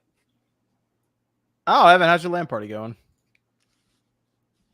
Let's move over. That was the Indie World and the Direct Partner Showcase. Expecting some other stuff from Nintendo probably in the next month or two at this rate. So let's move over to Croc Remastered because this is the most random announcement to happen because Argonaut Games is also coming back, and they closed down. It feels like a while ago now, and they're coming back. They had developed things like Star Fox, which I'm sure I remember Sean. I feel like you've mentioned them before, Sean, in a podcast. So they were at least somewhat known, but now they're back and they're doing Croc. Well, they almost did the Virtual Boy too. Yeah, and they also made Star Fox 2, and then it got shelved until the Super Nintendo Classic, which is very weird. It's so stupid because Miyamoto thought it wasn't a good representation of 3D because of what they were doing with the N64. But it's like, bruh, this is a good ass fucking game. Like, what are you talking about? Star Fox 2 actually was pretty good, yeah. But now they're coming back with Croc Remastered, which Croc is like that. What? My gosh. You just hate Croc, man. Croc just makes him sick. Croc was that weird. Croc was that like kind of like weird 3D platformer at the time. I mean, there were a lot of 3D platformers, but you looked around, you had like Banjo-Kazooie, obviously is a big one, Mario, Crash Bandicoot, and then here's Croc. And I remember playing it on the PS1 at a friend's house, and I tried to get it working on my PC, and it just wouldn't. So I really didn't have a ton of history with Croc, but I thought it was so funny to see it pop up because people have been asking for it, like Jordan, for so long. And here it is. And the remaster actually doesn't look bad. Like the screenshots for it, I mean, it looks like Croc just smoothed out. It looks all right. They say they're going to be bringing more games up too. So I have no idea what they plan to get from their history. It's just interesting to see Argonaut Games come back because they were very good at like a technical level, creating things like Star Fox and stuff to then show up with Croc randomly. So I don't know. I almost wonder if Croc... it seems like people remember because they put out a message on Twitter all excited about it. Like, hey, wow, like the reception's been great. I can't believe people remember Croc. Apparently they do. But I feel like there's a lot of people, this is the first time they've ever heard of it. So I don't know if Josie, you were familiar with Croc, or OJ, if you had any memories of it. But I've heard of Croc, but I heard it was like the computer counterpart of Mario. It's not very good. Like people would, that's like the computer game platformer, like the PC platformer, right? Mm-hmm. That's how I tried to play it on PC, and my PC at the time wasn't good enough. And I remember it basically came up with no textures, and it was like 15 frames a second, so it barely works. So I did not do that. Version. I think I played it on the PS1. I think I played Croc 2 on the PS1. Yeah, Croc ran a little bit better on the PS1. Like, it's not bad, but it's a product of their times. Like, I'm very surprised at how many people were excited. I mean, I guess it's probably like the same game? Yeah, I was gonna say it's kind of like probably the same people who were excited for Glover, and then nobody gave a fuck about Glover when it re-released. Well, yeah, meme game can still sell some copies. I mean, they seemed pretty excited about it. I mean, people even just remember the thing. So they said they're going to bring more games up. I don't really know what else other than, I mean, Croc 2 would make sense, but like from their library of games, I have no idea. So let's see what they got. I'll say, is there anything really big that you remember if like Argonaut was on that they didn't work on for like another company that they wholly owned? Let's see. FX Fighter Turbo. There it is. Okay. It seems like in the same vein of like Gex, right? Oh, wait a second. Like the same type of vibe. Why is OJ all quiet? They did Buck Bumble. Oh, dude, who owns do they own that? Probably. I don't know. I mean, it was published by Ubisoft, but I'm sure they own that. OJ, this is big, dude. This is like big time. You got to make a video on this. Oh no, I don't actually. What's the lore here? Yo, he has a whole dance and everything. iNinja. That was They have iNinja. Do they own that? Yeah, I mean they made That's a good game. Yeah, it's not bad. Somebody did a 10 hours of me dancing to Buck Bumble on YouTube. What? Yeah. Nobody's watched it, but it's there. If you donate, I remember at one point, if you donated a certain amount, OJ would have to do the Buck Bumble dance. I remember that. Yeah, I did I did a dance. I did a Buck Bumble dance. What they did, they took my Death Stranding dance and they combined it with Buck Bumble. I don't know if it's still up though, but the lore with it is that somebody requested Buck Bumble on my stream, but it was for like before it was like any amount, like whatever, $1 or $2, whatever. And I'll play a song. Then somebody requested a Buck Bumble, and I remember because I played Buck Bumble back in the day, and it's like this fake ass Jamaican, like, what about now? It's time to rock with the biggity buck. It's like some type of like fake ass Jamaican like song. So it's just really goofy. So then that's the lore is that. And then people started like spamming it. And I'm like, no, you guys got to donate more for that. So then I said like 15, and then people started spamming that, and I'm like, oh my goodness. Oh my god, I found it. Player Essence dances to Bumble 10 hours. 10 hours. What the hell? Is the lore. But they took a dance that I did. That was my Death Stranding video. They spliced it. There you go. Buck Bumble comes back. OJ, you're gonna have to play that on stream. It's gonna move. I played it in 2018. Somebody did a sponsored stream for it, and I played it. Oh, there it is. 10 hours? Oh my god. This is just loot. Yeah, you just lose it.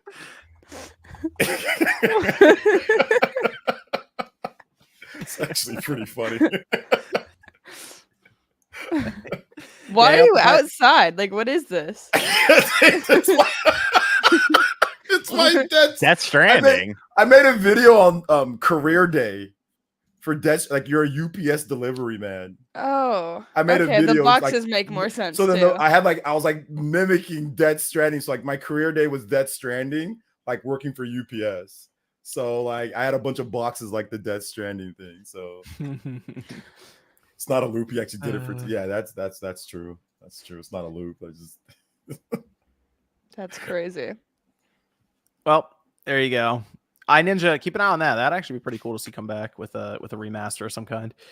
Let's see. We have, let's go over we'll go over the PlayStation 5 Pro news now. We had information come out from, well, it was on, I believe it was Bill over on Twitter. They linked to D Labs, of course, where they did the write-up and stuff here. And it appears the PS5 Pro is probably getting announced in the next week or two ahead of Tokyo Game Show. That makes a lot of sense. But they had an image of it, and then the pricing came up because there's a lot of discussion around this. But I was, I looked at it. Maybe I was a little disappointed at how it looks. I was kind of thinking of something a bit more over the top, maybe something a bit more out there. It looks pretty straightforward. It just has 3 stripes on the side instead of just that one break between the 2 plates. Apparently those are metallic silver. And then it's a little thicker than the standard PlayStation 5. So a little more volume, most likely for some kind of cooling or what have you. But that, and it looks like it's just the digital version right now. That's a big thing because it seems that if there's not one that comes with the disk drive, most likely you have to buy that separately. And let's say the pricing for this is higher than people were expecting. You would then have to buy the disk drive. And it's possible we could be looking at all things, all in, $700 is on the table. Not having a disk drive is ridiculous for a pro version. That makes no sense. So I'm hoping that's not correct. Well, they saw the front of the retail box, so there very well could be a digital version and then a disc version, like there is now for the PS5. Yeah, I'm hoping that's the case because it costs Sony nothing to put a disc drive. They own the tech. Like, it cost them nothing to do that. I don't care what anybody says. It cost them nothing to do that. So if this is an upgrade for people, right? This would be an upgrade for the most part. It'd be an upgrade, or obviously new people, but people would have a substantial library of physical games. People still buy big AAA games physical on PlayStation 5. Yeah, most people are digital, but a lot of the big AAA games, a lot of them are actually, it's a pretty good split of physical ownership of a lot of those big games.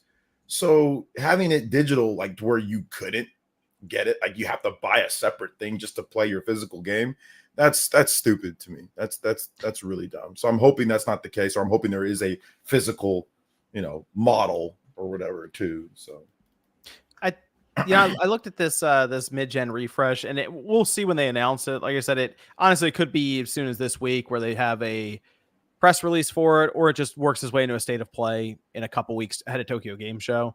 And then we get the full press release with the pricing.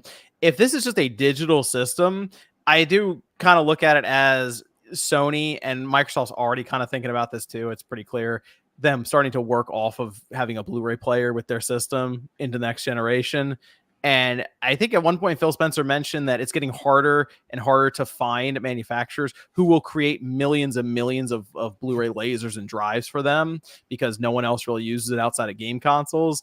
And it's just something I was thinking. If they do show up with this mid-gen refresh, it's just the next step of them getting to a point where you just have digital systems. You don't even have disk drives on these things. So it's going to be interesting when they announce it, because if it is a $600 digital version, that means technically it's $680 with the disk drive.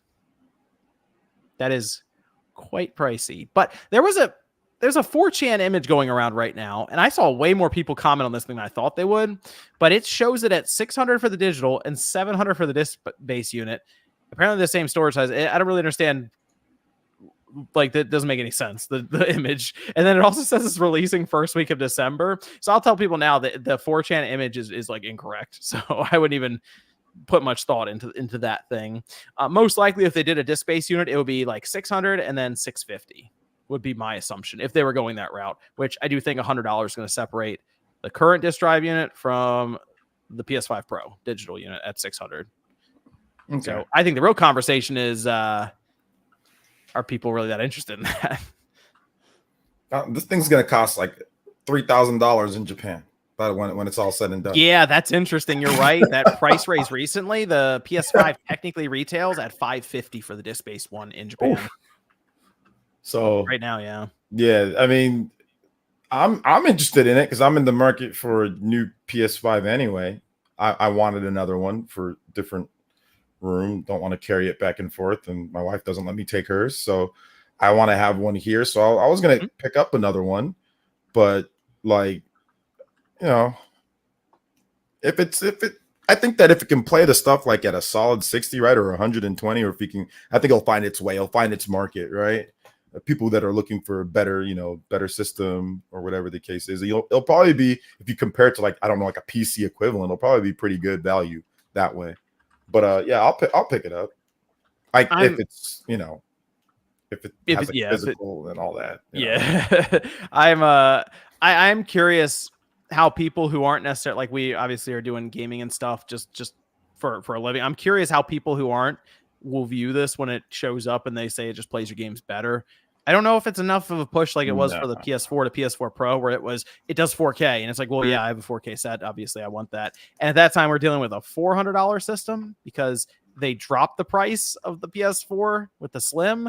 We're going the opposite direction. We're like raising prices right now. I don't see casuals. Like, if the people that play like Call of Duty, Madden, NBA 2K, like maybe a Ubisoft game every now and then or something, yeah, they're not dropping 700 or 600 for this. I don't see it personally. Yeah, it's all about. I'm very Grand Theft Auto. Oh, Grand Theft Auto, that's a good one. Yeah, that's gonna be a big thing. You're right, Sean. If they link it to, which I assume they're gonna try to with some kind of marketing. If they can just say it's the best, it's the definitive way to play GTA 6. I still think a lot of these casuals just be like, I'll play it on my PlayStation 5. Oh, I think so, because the PS4 Pro already showed that. Like they didn't sell anywhere near as many PS4 Pros as the base PS4, obviously. So it's still gonna be the same.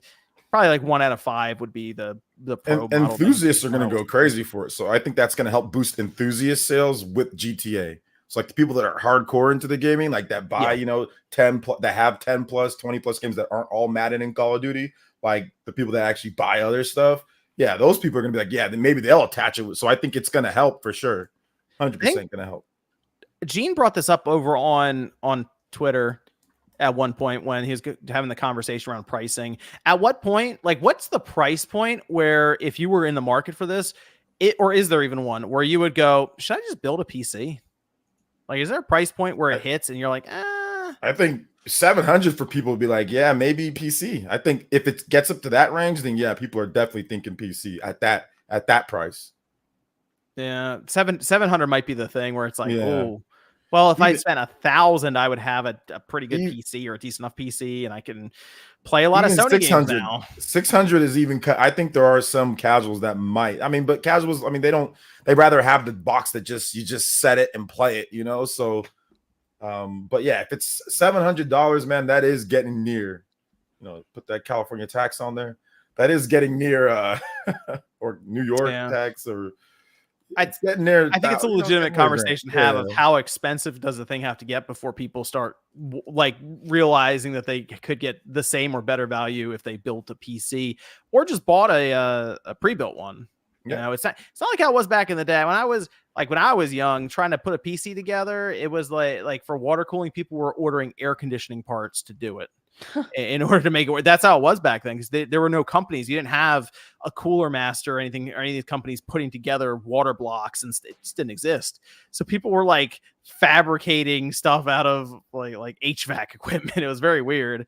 And that's one of the reasons a lot of people just stayed air cooled the whole time. But now water cooling, it's like you press a few buttons on a website and you get a PC in that you don't know how to maintain it necessarily, but it's cool because it lights up and liquid flows through it. That's enough. Yeah, that was me. I just bought a PC, just built, it came out, and you get it in less than a week, and it's good, and it can play everything, and it's a good price. The prices have shot, they're not bad, I mean, yeah, I mean, I bought mine for editing, but I could have went with a much cheaper one. The one that you told me to buy, John, I think it was a few years ago. You and Evan said this one's pretty good.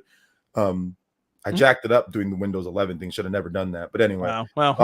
But it was a good PC when I had it, or when I was working. That was like about 1,300 or 1,000. So that was not that bad. It's like the 3080 is still a good card though. Yeah, I think it was a 20. It was a 2080. It was a 2080. It was a 2080 in that one. So it's not a bad card at all. I mean, I still have the PC. I'm gonna get it fixed, but yeah. You're still gonna run into people who don't want to play on PC, and that's very common. Like that's not a shocking thing to be like, yeah, but I'd rather it's a console, just turn it on, it works. That's completely legitimate. I see it all the time.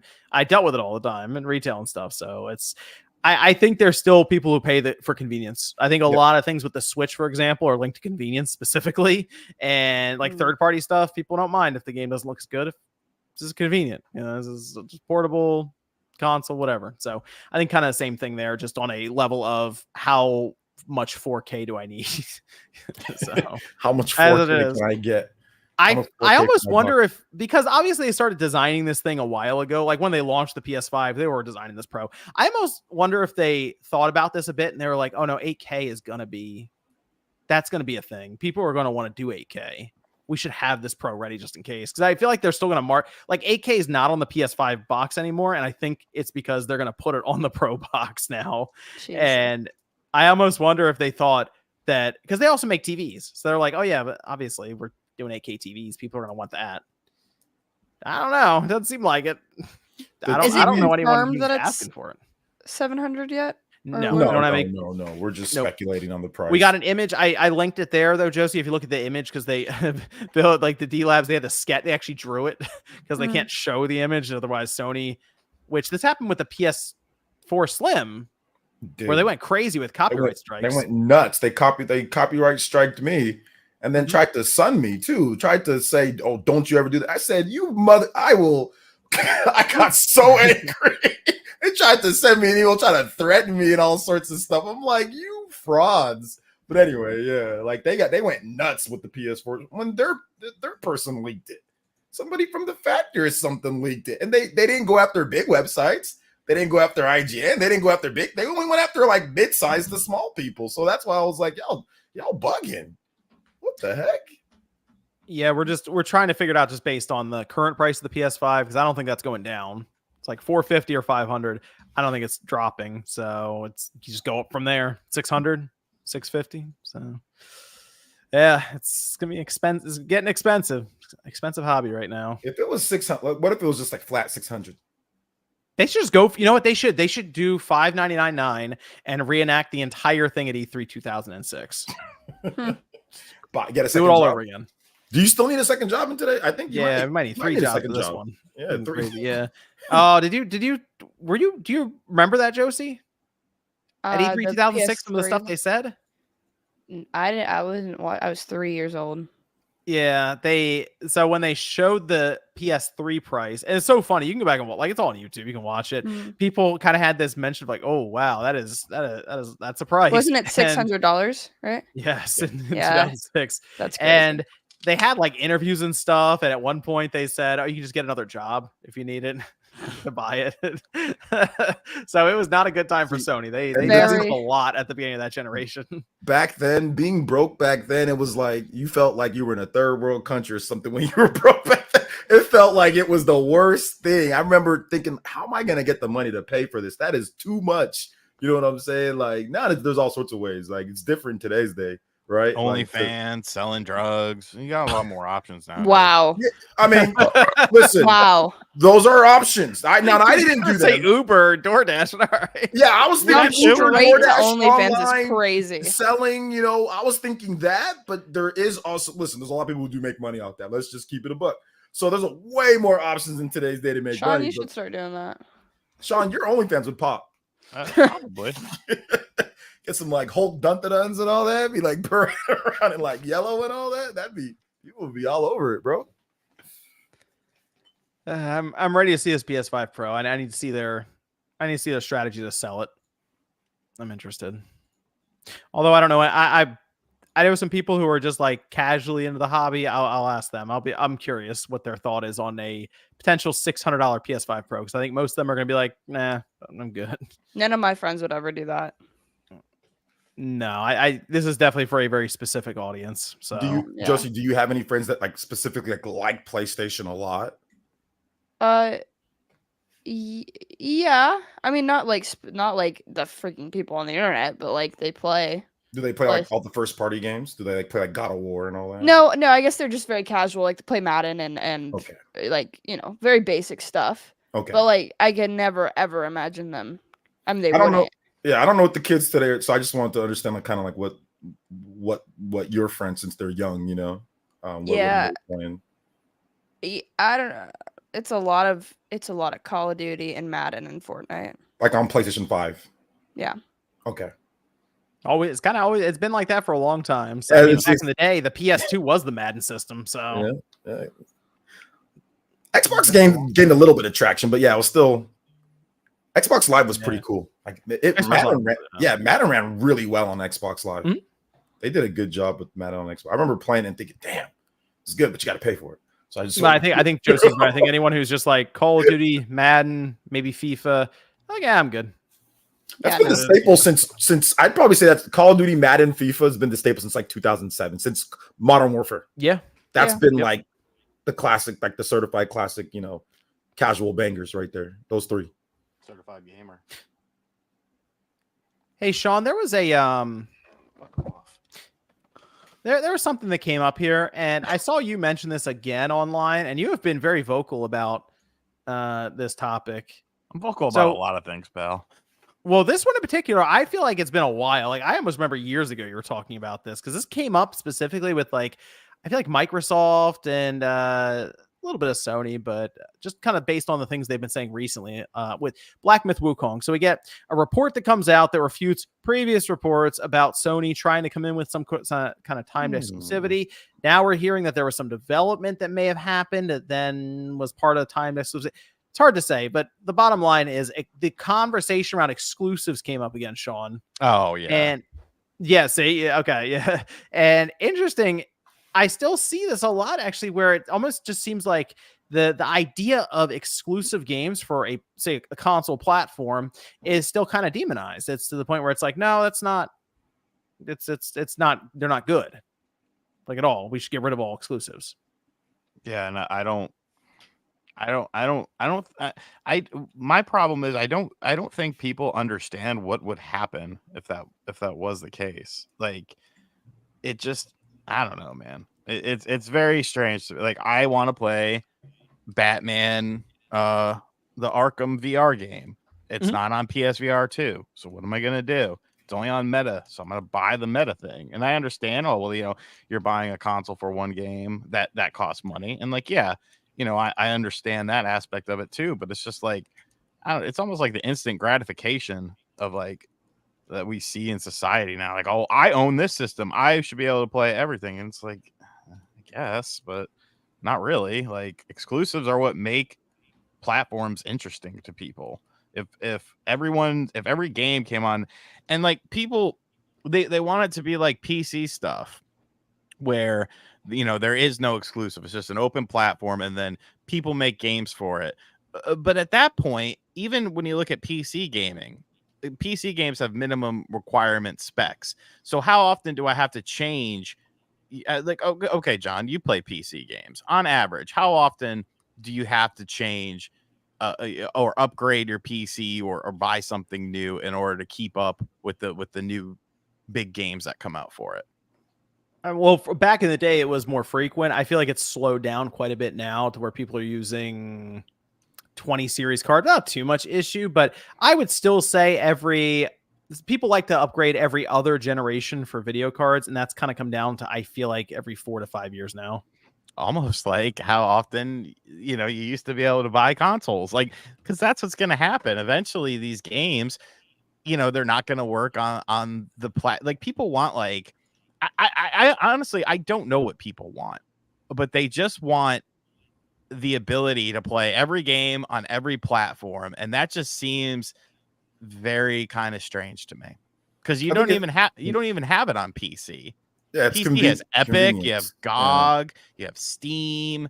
So, like, I don't know, man. I don't know. PC gamers like PC. Like PC, you can do a lot of stuff, right? You have like the modding, you have like all this, like you can use like different controllers. Obviously, you have like the free online. Like, there's a lot of benefits to PC gaming. So I see where some of these people are coming from. Now you have Steam Deck, right, or ROG, whatever, that shares your library. So there's even more flexibility for PC gaming. So I get that, but at the same time, there's also like, other industries that have been held up and also thrive on having that competition or having that. And I think that it's important for many companies like Nintendo and Sony to have that for a compelling reason for you to buy their system too. And that's always been something that they kind of, hang their hat on. So I think that can also continue as well. Like, you can have your exclusives and you can have your PC, and maybe some games come to PC, maybe not everything, but some stuff comes to PC. And if you want,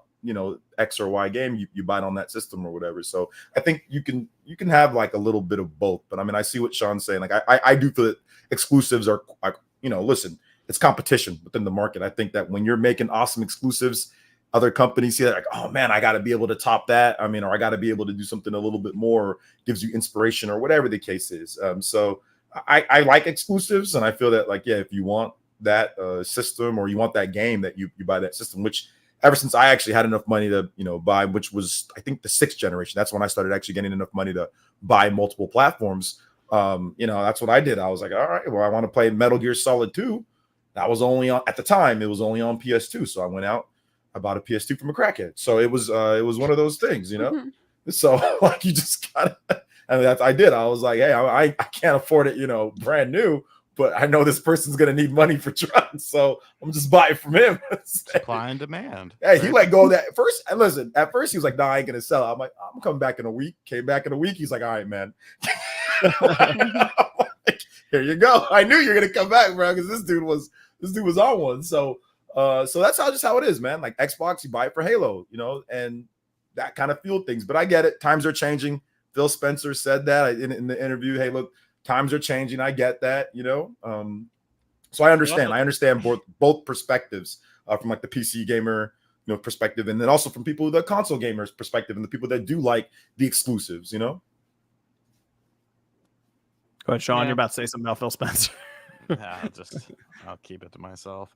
No, I mean, it's just, and I there's not a right or wrong answer, but exactly. I just find it strange how people like to villainize exclusives, and it's just like, oh, I don't know, man. Yeah, I don't know, but there's stuff that's exclusive on PC. There's certain games that only come to PC, right? I feel like the whole argument is kind of crazy. Like, do exclusives give you a reason to buy one console over the other, right? I would think so. Like, that's my mentality. So then, like, I also agree that it's kind of crazy to make that a bad thing, because, like you guys have been saying, it provides competition. I don't know. You want to get like half of the great stuff we get. Like, do you guys think, like, had Halo not popped off, would we have Metroid Prime? Like, there's weird stuff like that coincides with each other that works well because of, I don't know. Just like, no, I agree. I think exclusive, like, for example, I know Sony was trying to do something, like, we need something like, okay, let's make Killzone, right? I mean, I know Killzone's not popping as much anymore, but Killzone, the first one was not that great, but Killzone 2 and Killzone 3 were good, Again, that's the competition. Like, it birthed a whole new franchise, because Halo was doing really good. So I think that maybe isn't as much anymore, that type of intense competition between IPs. But at the same time, like, we've seen in those internal memos Phil Spencer was like, oh man, like it would be great if we had something like The Last of Us, right? They were thinking about stuff like that. So they were trying to think about ways for them to kind of come up too. So that's kind of what you want. You want to see what the competition's doing. And then you also want to see if can you one up them? Can you do something better? And then overall as a gamer, obviously we get all of that. I mean, if you're willing to invest into that platform, you get all the benefits of that. But once again, like, you know, like Sean said, there's no right or wrong answer. Like I get the PC perspective. There's so many benefits from PC, which I dabble in PC gaming a bit. There's so many good things about it, so I can understand. Well, why don't you just play PC then? Like, why does it Me? have to apply for? Not saying you, but like that argument. Like why don't these people just play PC instead of wanting this other sort of medium of games to cross over into it?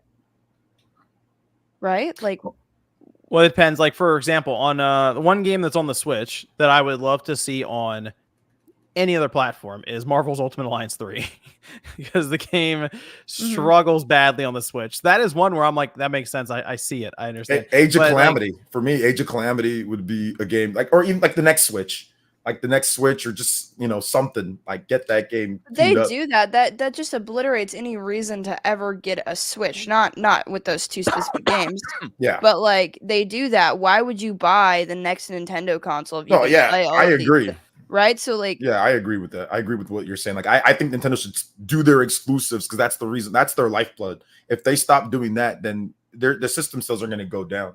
They're going to go down. Oh, I think Nintendo probably go out of business before they move stuff like significant amounts of IP to other platforms or anything. That seems pretty obvious based on the way that they move. But I mean, they looked at phones for a while and they were like, it's. I just think that some old stuff, maybe you want to put like something like Mario Sunshine or something like that, right? You want to put something like that on PC, try it out on Steam or whatever. I think something like that wouldn't be too big of a deal. Some of their old stuff, even maybe from. But that also could like minimize their potential for revenue. Like, what if they want to remaster that, or what if they, right? Like, well, I mean, I don't know. Maybe would they do it for like 6 months, then say we're not going to do it? I don't know. Right, that's the thing. So I mean, yeah, they could do like, let's say, like I see what you're saying, Josie. Like, let's say they want to do like a GameCube Nintendo Switch Online, right? Right. Well, they want you to buy that to get that. So I mean, yeah, you're right. It could, but then maybe it's a big boon on PC. Maybe like freaking, you know, 1 million people buy it on PC, right, or something like that, and people might still want it on there. But I think that console sales for sure. If they start doing like a lot, like let's say their newest games, which what some people want, yeah, that's something to where, you know, that'd be a problem. You know what is about exclusives? Yeah, the thing with exclusives so interesting to me is I think it kind of lost its luster a little bit when the PS4 and the Xbox One came out. And I say that because before then we had like weird hardware across the board. Everything was just different. Like the PS3 was such a weird piece of machinery that the only people that really got anything out of it were first party developers who were creating exclusive games. So it was interesting when they showed up with it. And then, yeah, like obviously Konami with like Metal Gear Solid 4, but they were specifically making it at that time for the PS3. Whereas now everything that's out, so like the PS5 and the Xbox Series, we all know is like x86. They're like basically little PCs in a box for the most part using similar technology. And that part of, I guess that mystery has been kind of lifted to where it's not, oh, what could run on the Emotion Engine chip for the PS2? What could they get out of that if they really put the money behind it and they had just one studio focus on it? Now it's like, well, we know that you can pull up a list and compare it to people are already talking about the PS5 Pro. Oh, it's like a 7700 XT. We already kind of know. It's like, oh, all right. Yeah, that's true. Once they decided to do like go, I guess straight up like PC, right? Then it loses that kind of that aura. Maybe just a little bit about like unique stuff built for it. Like remember when Gears was coming out? Yeah, that was a big thing. I was like, yeah, it was a big thing. They were kind of built, which Xbox has always kind of been more like PC, but it was like, okay, this is something that's built for the Xbox 360. You know, it's way more advanced than anything else that's on the platform. It's not something that's just like a multi-platform. Really, it's built specifically for it. And like Killzone 2, that stuff was super exciting. You know, now it's kind of like, yeah, it's okay on Xbox and PlayStation, but I wonder how it's going to look on PC. I wonder it's going to run so much better on PC, you know, compared. Whereas back then it was like, oh man, I can't wait to, and you know, have this game built specifically for it. It's going to run and look blah, blah, blah. They can take advantage. And it's just, oh yeah, PC's better, you know, just instantly off the top. It's probably going to be like, if it's optimized well, right? It's, oh yeah, PC, just buy it on PC. That's where it's going to run and look best. If you can have a PC that can, you know, that can support that. Yeah. So I mean, like now we see it. It's so they're so close to PCs that we say like Sony just released. I mean, it's Concord, but still, they just released it and it was PC and PlayStation same day. No real issues. Like it's just out and well, they have issues, but like technically speaking, it works. Like it works. It functions. There's crossplay. The whole thing. They no problem with that. Yeah. And that's kind of the situation we're in. We're like, well, obviously you can do it. It's not too. I mean, some of it is, but it's not the worst thing in the world for you to figure this out. It's not like you're dealing with a cell processor and then we got to like rewrite the whole thing on PC and make it work. So I think that's part of it as well, is everyone's kind of wisened up to it to where it's like you just don't want to do it because you want people to buy your box and that's it. And that's business. That's what they're trying to do. So exclusives lost some of their luster, I think, in that generation with the PS4 and the Xbox One. So. But that's tried and true. It's worked for decades. It'll probably work for another few decades. So let's see. Let me go over to some of the super chats here. I do want to recognize. Let me get that. Hold on.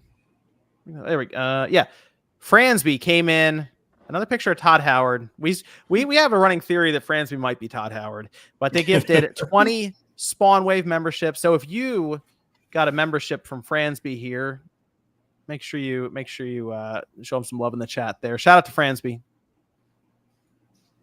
or Todd Howard. We'll figure that out. Shout out to Todsby Franz Howard. I appreciate you, man. We're gonna investigate. We're gonna figure that one out. W's in the chat for Fransby. It's just works. Thank you, Todd. All right, I'll go through some of the super chats here. Let's see. This is from Cody, who says, anyone excited about the Thing remake? Yes. Sean? Obviously, yeah, I knew Sean. I know Sean's excited for it, yeah. John Bell says, personal question for John. What originally motivated you to get ripped? Your transformation from years ago is really impressive, and I want that also. The mirror. This is from Fish Fan, who says, RGT. That's pretty straightforward. That was it. It's like I looked in the mirror one day. It's like, oh, I should probably work on that. And there you go. That was the origin story. That was it. That's all it takes. That was it. Let's see. Callan Shaw says, Astrobot and Zelda could both easily score in the 90s. This will be a good month. Yeah, they're both looking really good. That new trailer for Zelda, that looked awesome. Yeah, it was super cool what they showed up. It got me more excited. Before I was like a 7 or 8. Now I'm like a 9 in terms of like excited for the game. When she turns into basically like Link, crazy. Yeah, Sword Fighter form. Yeah, basically Link. Yeah. It's looking good. It is. I'm pretty. And Astrobot looks awesome so far too. Review codes are out now. Gene's playing it. What? Blink twice, Gene. Yeah, Gene's playing right there. Gene Park is playing it. Let's see. Oh, Tora says, I don't know if I can stomach another what seems to be a rigged game. Rigged. It's rigged, baby. The rigged ones are the most fun. Cristobal says, my daughter and I are also excited for Astrobot. We are both excited to play as Caitlin Clark and her Indiana Fever teammates on NBA 2K25. Love you guys. Awesome stuff, Cristobal. Yeah. Let's see. Let me have... Lemstar says youtube.com/RGT85.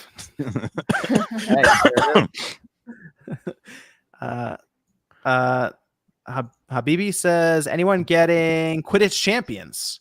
It's going into PlayStation Plus day one, and I don't think I'm going to play it. That game looks rough. And I don't like how they said, oh, you can finally play Quidditch. And it's like, bro, there was a Quidditch game on PS2 and GameCube. I remember that. I looked at it, never played it. Because my buddy who's enjoying Emio, his girlfriend at the time bought it for him. He was like, what the fuck is this? She's like, don't you like Harry Potter? And he was like, no. And so we played it for like one night, and then it was like, I'm guessing they're not boyfriend, girlfriend anymore. Nah. Yeah, exactly. There you go. She don't even know what she like. Doesn't even know what he like. Cody Bishop says you could have had Twisted Metal. You got Concord. Actually, to follow that up, you could have had Last of Us Factions, and you got Concord. That's the one that hurts. That's the one that hits. Anything but you got 8 years, by the way. Luna says, I believe Switch 2 will not be announced until March 2025. Otherwise, it will kill sales for Switch for this holiday 2024 season. This is not the Wii U. Good Lord, that would blow. Some of the reports showing the Switch kind of dropping a bit in sales, maybe more than expected. Yeah, it might be time to keep that momentum up a bit and get moving. Yeah, I don't know if Nintendo's too worried about the holiday sales. I mean, what they sell, they'll sell, you know. Plus, they could do a price cut. Yeah, there's price drops. There's all Mhm. sorts of things that they can do. So I don't think that Bundles. I don't think they're too worried about. Oh my God, we need to this holiday. It's gotta be, you know. I don't think they're worried about that, especially with Switch 2 coming, you know. So I don't really think that's too If big it's of a backwards deal. compatible, all they're trying to do now is sell software. If the new Yeah, I system's think- backwards compatible, announce whenever you want. They're gonna I keep think selling software is the biggest thing. They want to push a lot of units of Echoes of Wisdom. Jamboree, that's a sequel to a game that sold 20 million. Yeah, you know. that'll sell well. So yeah, and then of course Mario and Luigi. That's the first time that we've had a new Mario and Luigi game in nearly a decade. So they're looking at selling, you know, a lot of software this holiday, and then the classic games, or like evergreens. So like Mario Kart 8, stuff like that. That's where they're really looking to make all the money, not necessarily pushing a crazy amount of units this holiday. I mean, don't get me wrong, they'll have that crusty Mario Kart bundle and everything, but like, you know, they're not really like, oh my gosh, like we at all costs, you know, for the holiday. TDL says, hello, can we speculate on what the launch titles for the Switch 2 will be? What are your hopes? Rusty, they probably launch Real at least Deal one. Baseball 2. Wow. They probably launch. I assume they launch with one big first party game like they usually do. I think 3D Mario. I think there's going to be just the next big 3D. I mean, surprise. Yeah. Oh, I mean, don't play around with it. Don't get cute with it. Big 3D Mario game launch with the Switch 2. Yeah, just probably a big 3D. And then also like Super Nintendo Switch Sports. There you go. You know what, Josie? Honestly, like I think that's actually like a thing. Yeah. I think like a big like Nintendo Switch Sports 2. That game is selling incredible amounts out of like for like no reason. Like every single week, every single week you see that it's just doing better and better. Or it's just in the top 20. People keep buying that game. It's also in the European charts. And imagine if they actually made it good and there was hype going into it. Exactly. Imagine if there was actually like Wii Sports Resort, right? Imagine if it was like that level of games and all that. So I think they're actually going to do something with that. I wouldn't be surprised if there was that. And it'd also be a really good way to like tie in all the gimmicks and stuff, you know? Yeah. I never thought about that, Josie, until right now. It's crazy. It's from Mac Mega, who says, debating if I should get Visions of Mana or Astrobot. I feel bad for the Mana studio getting shut down before the game had a chance to sell. Thoughts? Astrobot might be the better reviewed game, might be the better game, and I think that the Visions of Mana you could probably get that on discount fairly soon. Black Friday. Yeah. So listen, if you're talking about value wise, I mean, I think maybe Astrobot's the better game. Like I said, we got to wait till it comes out. Visions of Mana is good though. Like play the demo, see what you think about the demo, and then of course see what you think once Visions of Mana more footage and reviews come up for Astrobot. It's from RDX saying, so Sony exclusives good, Xbox exclusives bad.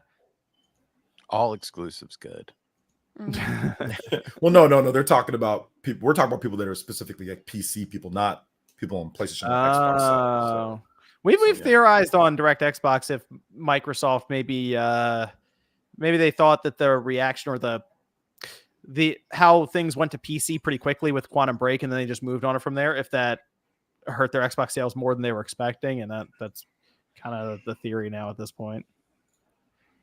Tijo says, my Joy-Con LED and SR button stopped working, so I opened it up and saw a crease in one of the cables. Trying to straighten it out, broke it. How easy to replace the button board on the side with SR? It's actually not that bad. No, that's just a ribbon cable. You can actually just replace that ribbon cable. It's on eBay for like a couple bucks. So you just have to make sure you get the right one. I think you buy the entire attachment though on eBay, and it's just a couple screws and it drops in. So that's actually not the worst thing you could have done, Tijo. So, although opening up those Joy-Cons are never fun. Elliot says, did you know at one point Versus 13 development that Tetsuya Nomura wanted to make it a musical? Honestly, that would have been fire. So they said. I've heard that rumor. I don't know how true that is, though. I'll be honest. It's different. Yeah. I don't know. I don't know how true that is. Let's see. This is JL saying Super Mario Run has been doing events for the Peach game, Paper Mario Remake, and Luigi Mansion 2. Also releasing an offline version of Animal Crossing Mobile. Thoughts on Nintendo Mobile? I think it's interesting that they're just going to have a full Animal Crossing game now on mobile, and you have to spend like so much money. It'll probably be like a $10 game or something. You actually have to buy it, and it's just an Animal Crossing game. That's it. At least it won't have a bunch of crappy mobile ads. I'd honestly rather that. I think Nintendo could do some cool stuff with mobile. I don't necessarily care about it, but yeah, I don't care about it. But like, I think like it could broaden their appeal. There's a lot of kids who play little iPad games. Like, it could do some good stuff for them. Yeah, maybe we'll see what they do next gen with it, or later. Tijo says console players have to start with Daybreak or Cold Steel, as Sky is PC only. If Falcom remakes all 3 games, it'll fix that problem. Well, start remaking. Darkland says, Spawncast, what was the last game or console you purchased from Toys R Us or KB toy stores? Probably the best stores in the 80s, 90s to buy games from. The last one, oh gosh. Yeah, I think that's hard. Pokemon Yellow. I think Pokemon Yellow from Toys R Us. And I think KB, I bought a Thunderbox deck, which helped me learn how to play the Pokemon the trading card game from KB.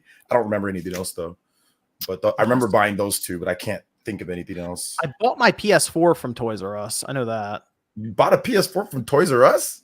Yeah. It was there was one right near me, actually. Like I'd like one of the last Toys R Us I think that were around. Oh my gosh, I got it like at that launch time. Was that the one we went to? Yes, you remember, you know what I'm talking about, right? Yeah, right by where that there was like a Second Charles there and stuff. Yeah, that's the Toys R Us. Yep, I got it there when the PS4 came out, and they just had some, and they had a line for me, and I was like, all right, we're getting these. So there you go. That was the last thing I bought. That was it. KB Toys though. Whew. Gosh, that would have been Game Boy, Super Nintendo era. Yeah, but it was lit when you went in those stores. When you went into KB Toys, you felt like life, like you were alive. You felt good when you went into one of those stores, man. They had all sorts of stuff. It's weird. I realized that a lot of the kids now, the generation, will have no idea what a toy store is. Yeah, which is sad. Crazy. Man. Yeah, that's crazy because toy stores were great, especially like those hybrids toy stores with video games. Like KB was kind of like, at least my KB was like that, where it was like toys and video games, and it was just like a magical moment when you went in there. I mean, there was a KB. I remember my uncle worked there during the holidays, just as like extra income, and I thought that was so fucking cool. I was like, dude, you get like toys and video games, and like he's a lot like me. So, I mean, he was buying video games from there too. But yeah, like there was a big one. It was right next to the Stop and Shop. So like my grandma and I would go to Stop, and she would go Stop and Shop, and I would go to KB. A lot of memories in there. Yeah, good memories. That's where I fell in love with the Virtual Boy and Knights. Never mind. Bad memories. No. They had it out there for you to test it, Sean? Huh? They had it out there for you to play it, like on the floor, like you could try it out? They had a Virtual Boy headset, and they had and that was where I would hear Ken Griffey Jr.'s winning run. No, stop this! You would hear it right as you walked in. It was like, what is that? That's why I love that game. Ken Griffey was so busted. I remember in Slugfest, he's like every single the reality bet, his bet was the whole damn plate. He did a home run every time. You need to get like the kiosk Virtual Boy. You got to find that somewhere. There's one in Mexico that's on eBay for start driving. Oh no, okay, yeah. Press up on your Spanish, son. DC Fat Cat, member for 1 month, says, how about a game of Lucky Hit? Have you tried my pickles? They are guaranteed to make you happy. Yeah, you gotta learn how to play Lucky Hit, Josie. Right. It's in Shenmue.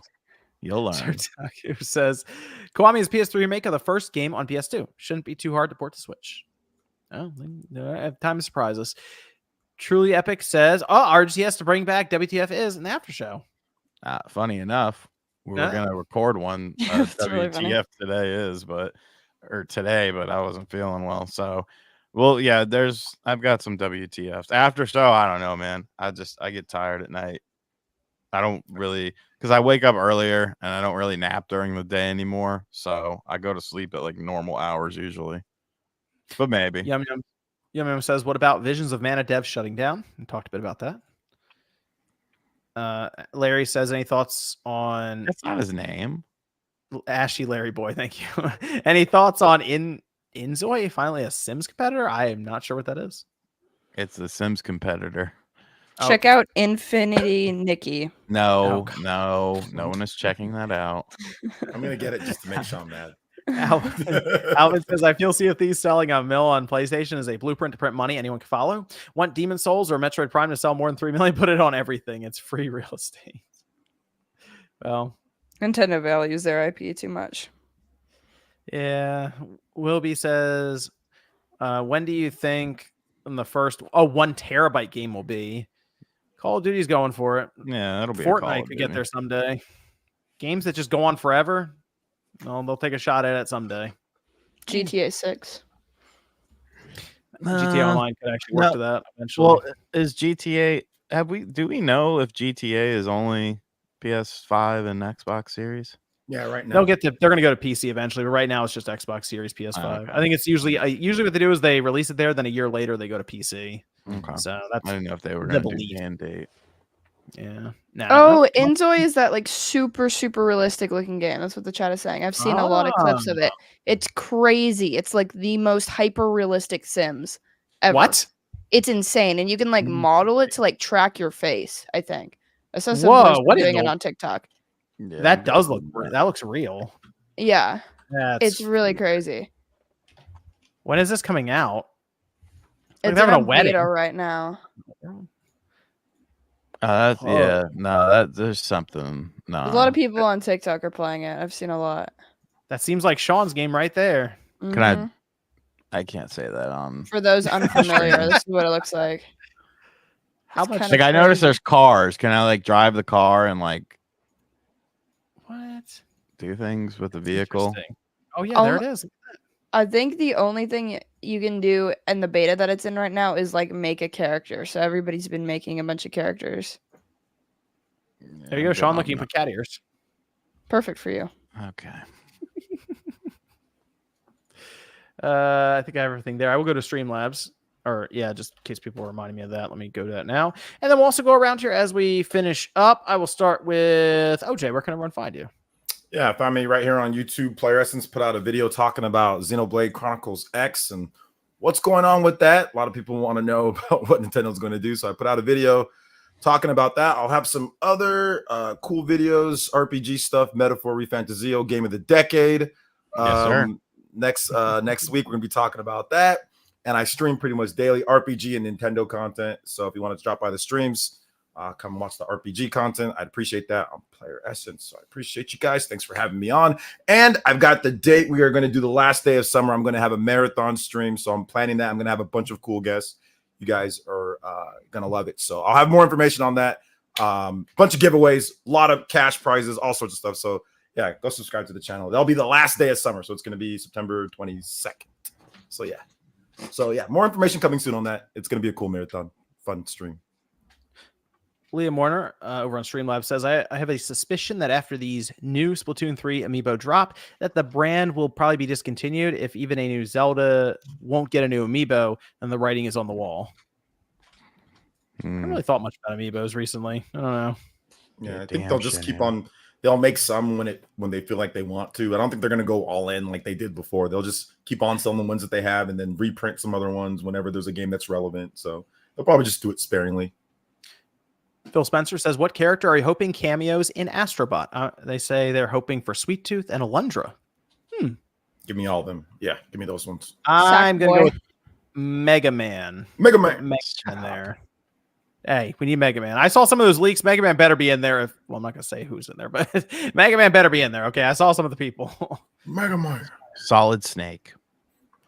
That's a good one. Snake. Josie, where can everyone find you? You can find me on YouTube. I make Josie Well. Sorry. I make a bunch of Nintendo type content and talk about old games. I'm gonna stream Donkey Kong Country 3 and then be done with the original trilogy finally. And yeah, that kind of deal. And I will be playing Shenmue. So there's Sean, that. You're sending that over. Yeah, whenever she messages me her thing, I'll send you it. How much? Well, hold on. Before you do that, how much is the game on? I was gonna say just look at Amazon or anything, but that's fine. Oh no, it's not. Well, she doesn't have it. Well, what you can when you buy something on Amazon Prime, you can just send it to whoever it lets you. Like you put it if it's cheap. If it's cheap, I was factoring in if she wanted it on Xbox or. Oh right, yeah, because you get it would be PlayStation 5 then. You're right. Maybe she wants it on Xbox. That's fine. What about Sean? Where can everyone find you? They actually don't have any North American copies on Amazon on What? PlayStation. Weird. You can find me at RGT85. Should be a video tomorrow. I don't know. See how I feel when I wake up. Thanks for the support, pal. That'll work. Everyone, you can check them out down below in the description. I have a link to all their channels as well. Thanks, everyone, for hanging out with us, supporting, of course. Again, a shout out to Fransby and everyone else who dropped a super chat there. Appreciate it. We'll be back next Saturday night, 9 p.m. Eastern time. Hoping for that PS5 Pro reveal because I want to see what they got going on there. But until then, we'll see you guys next time.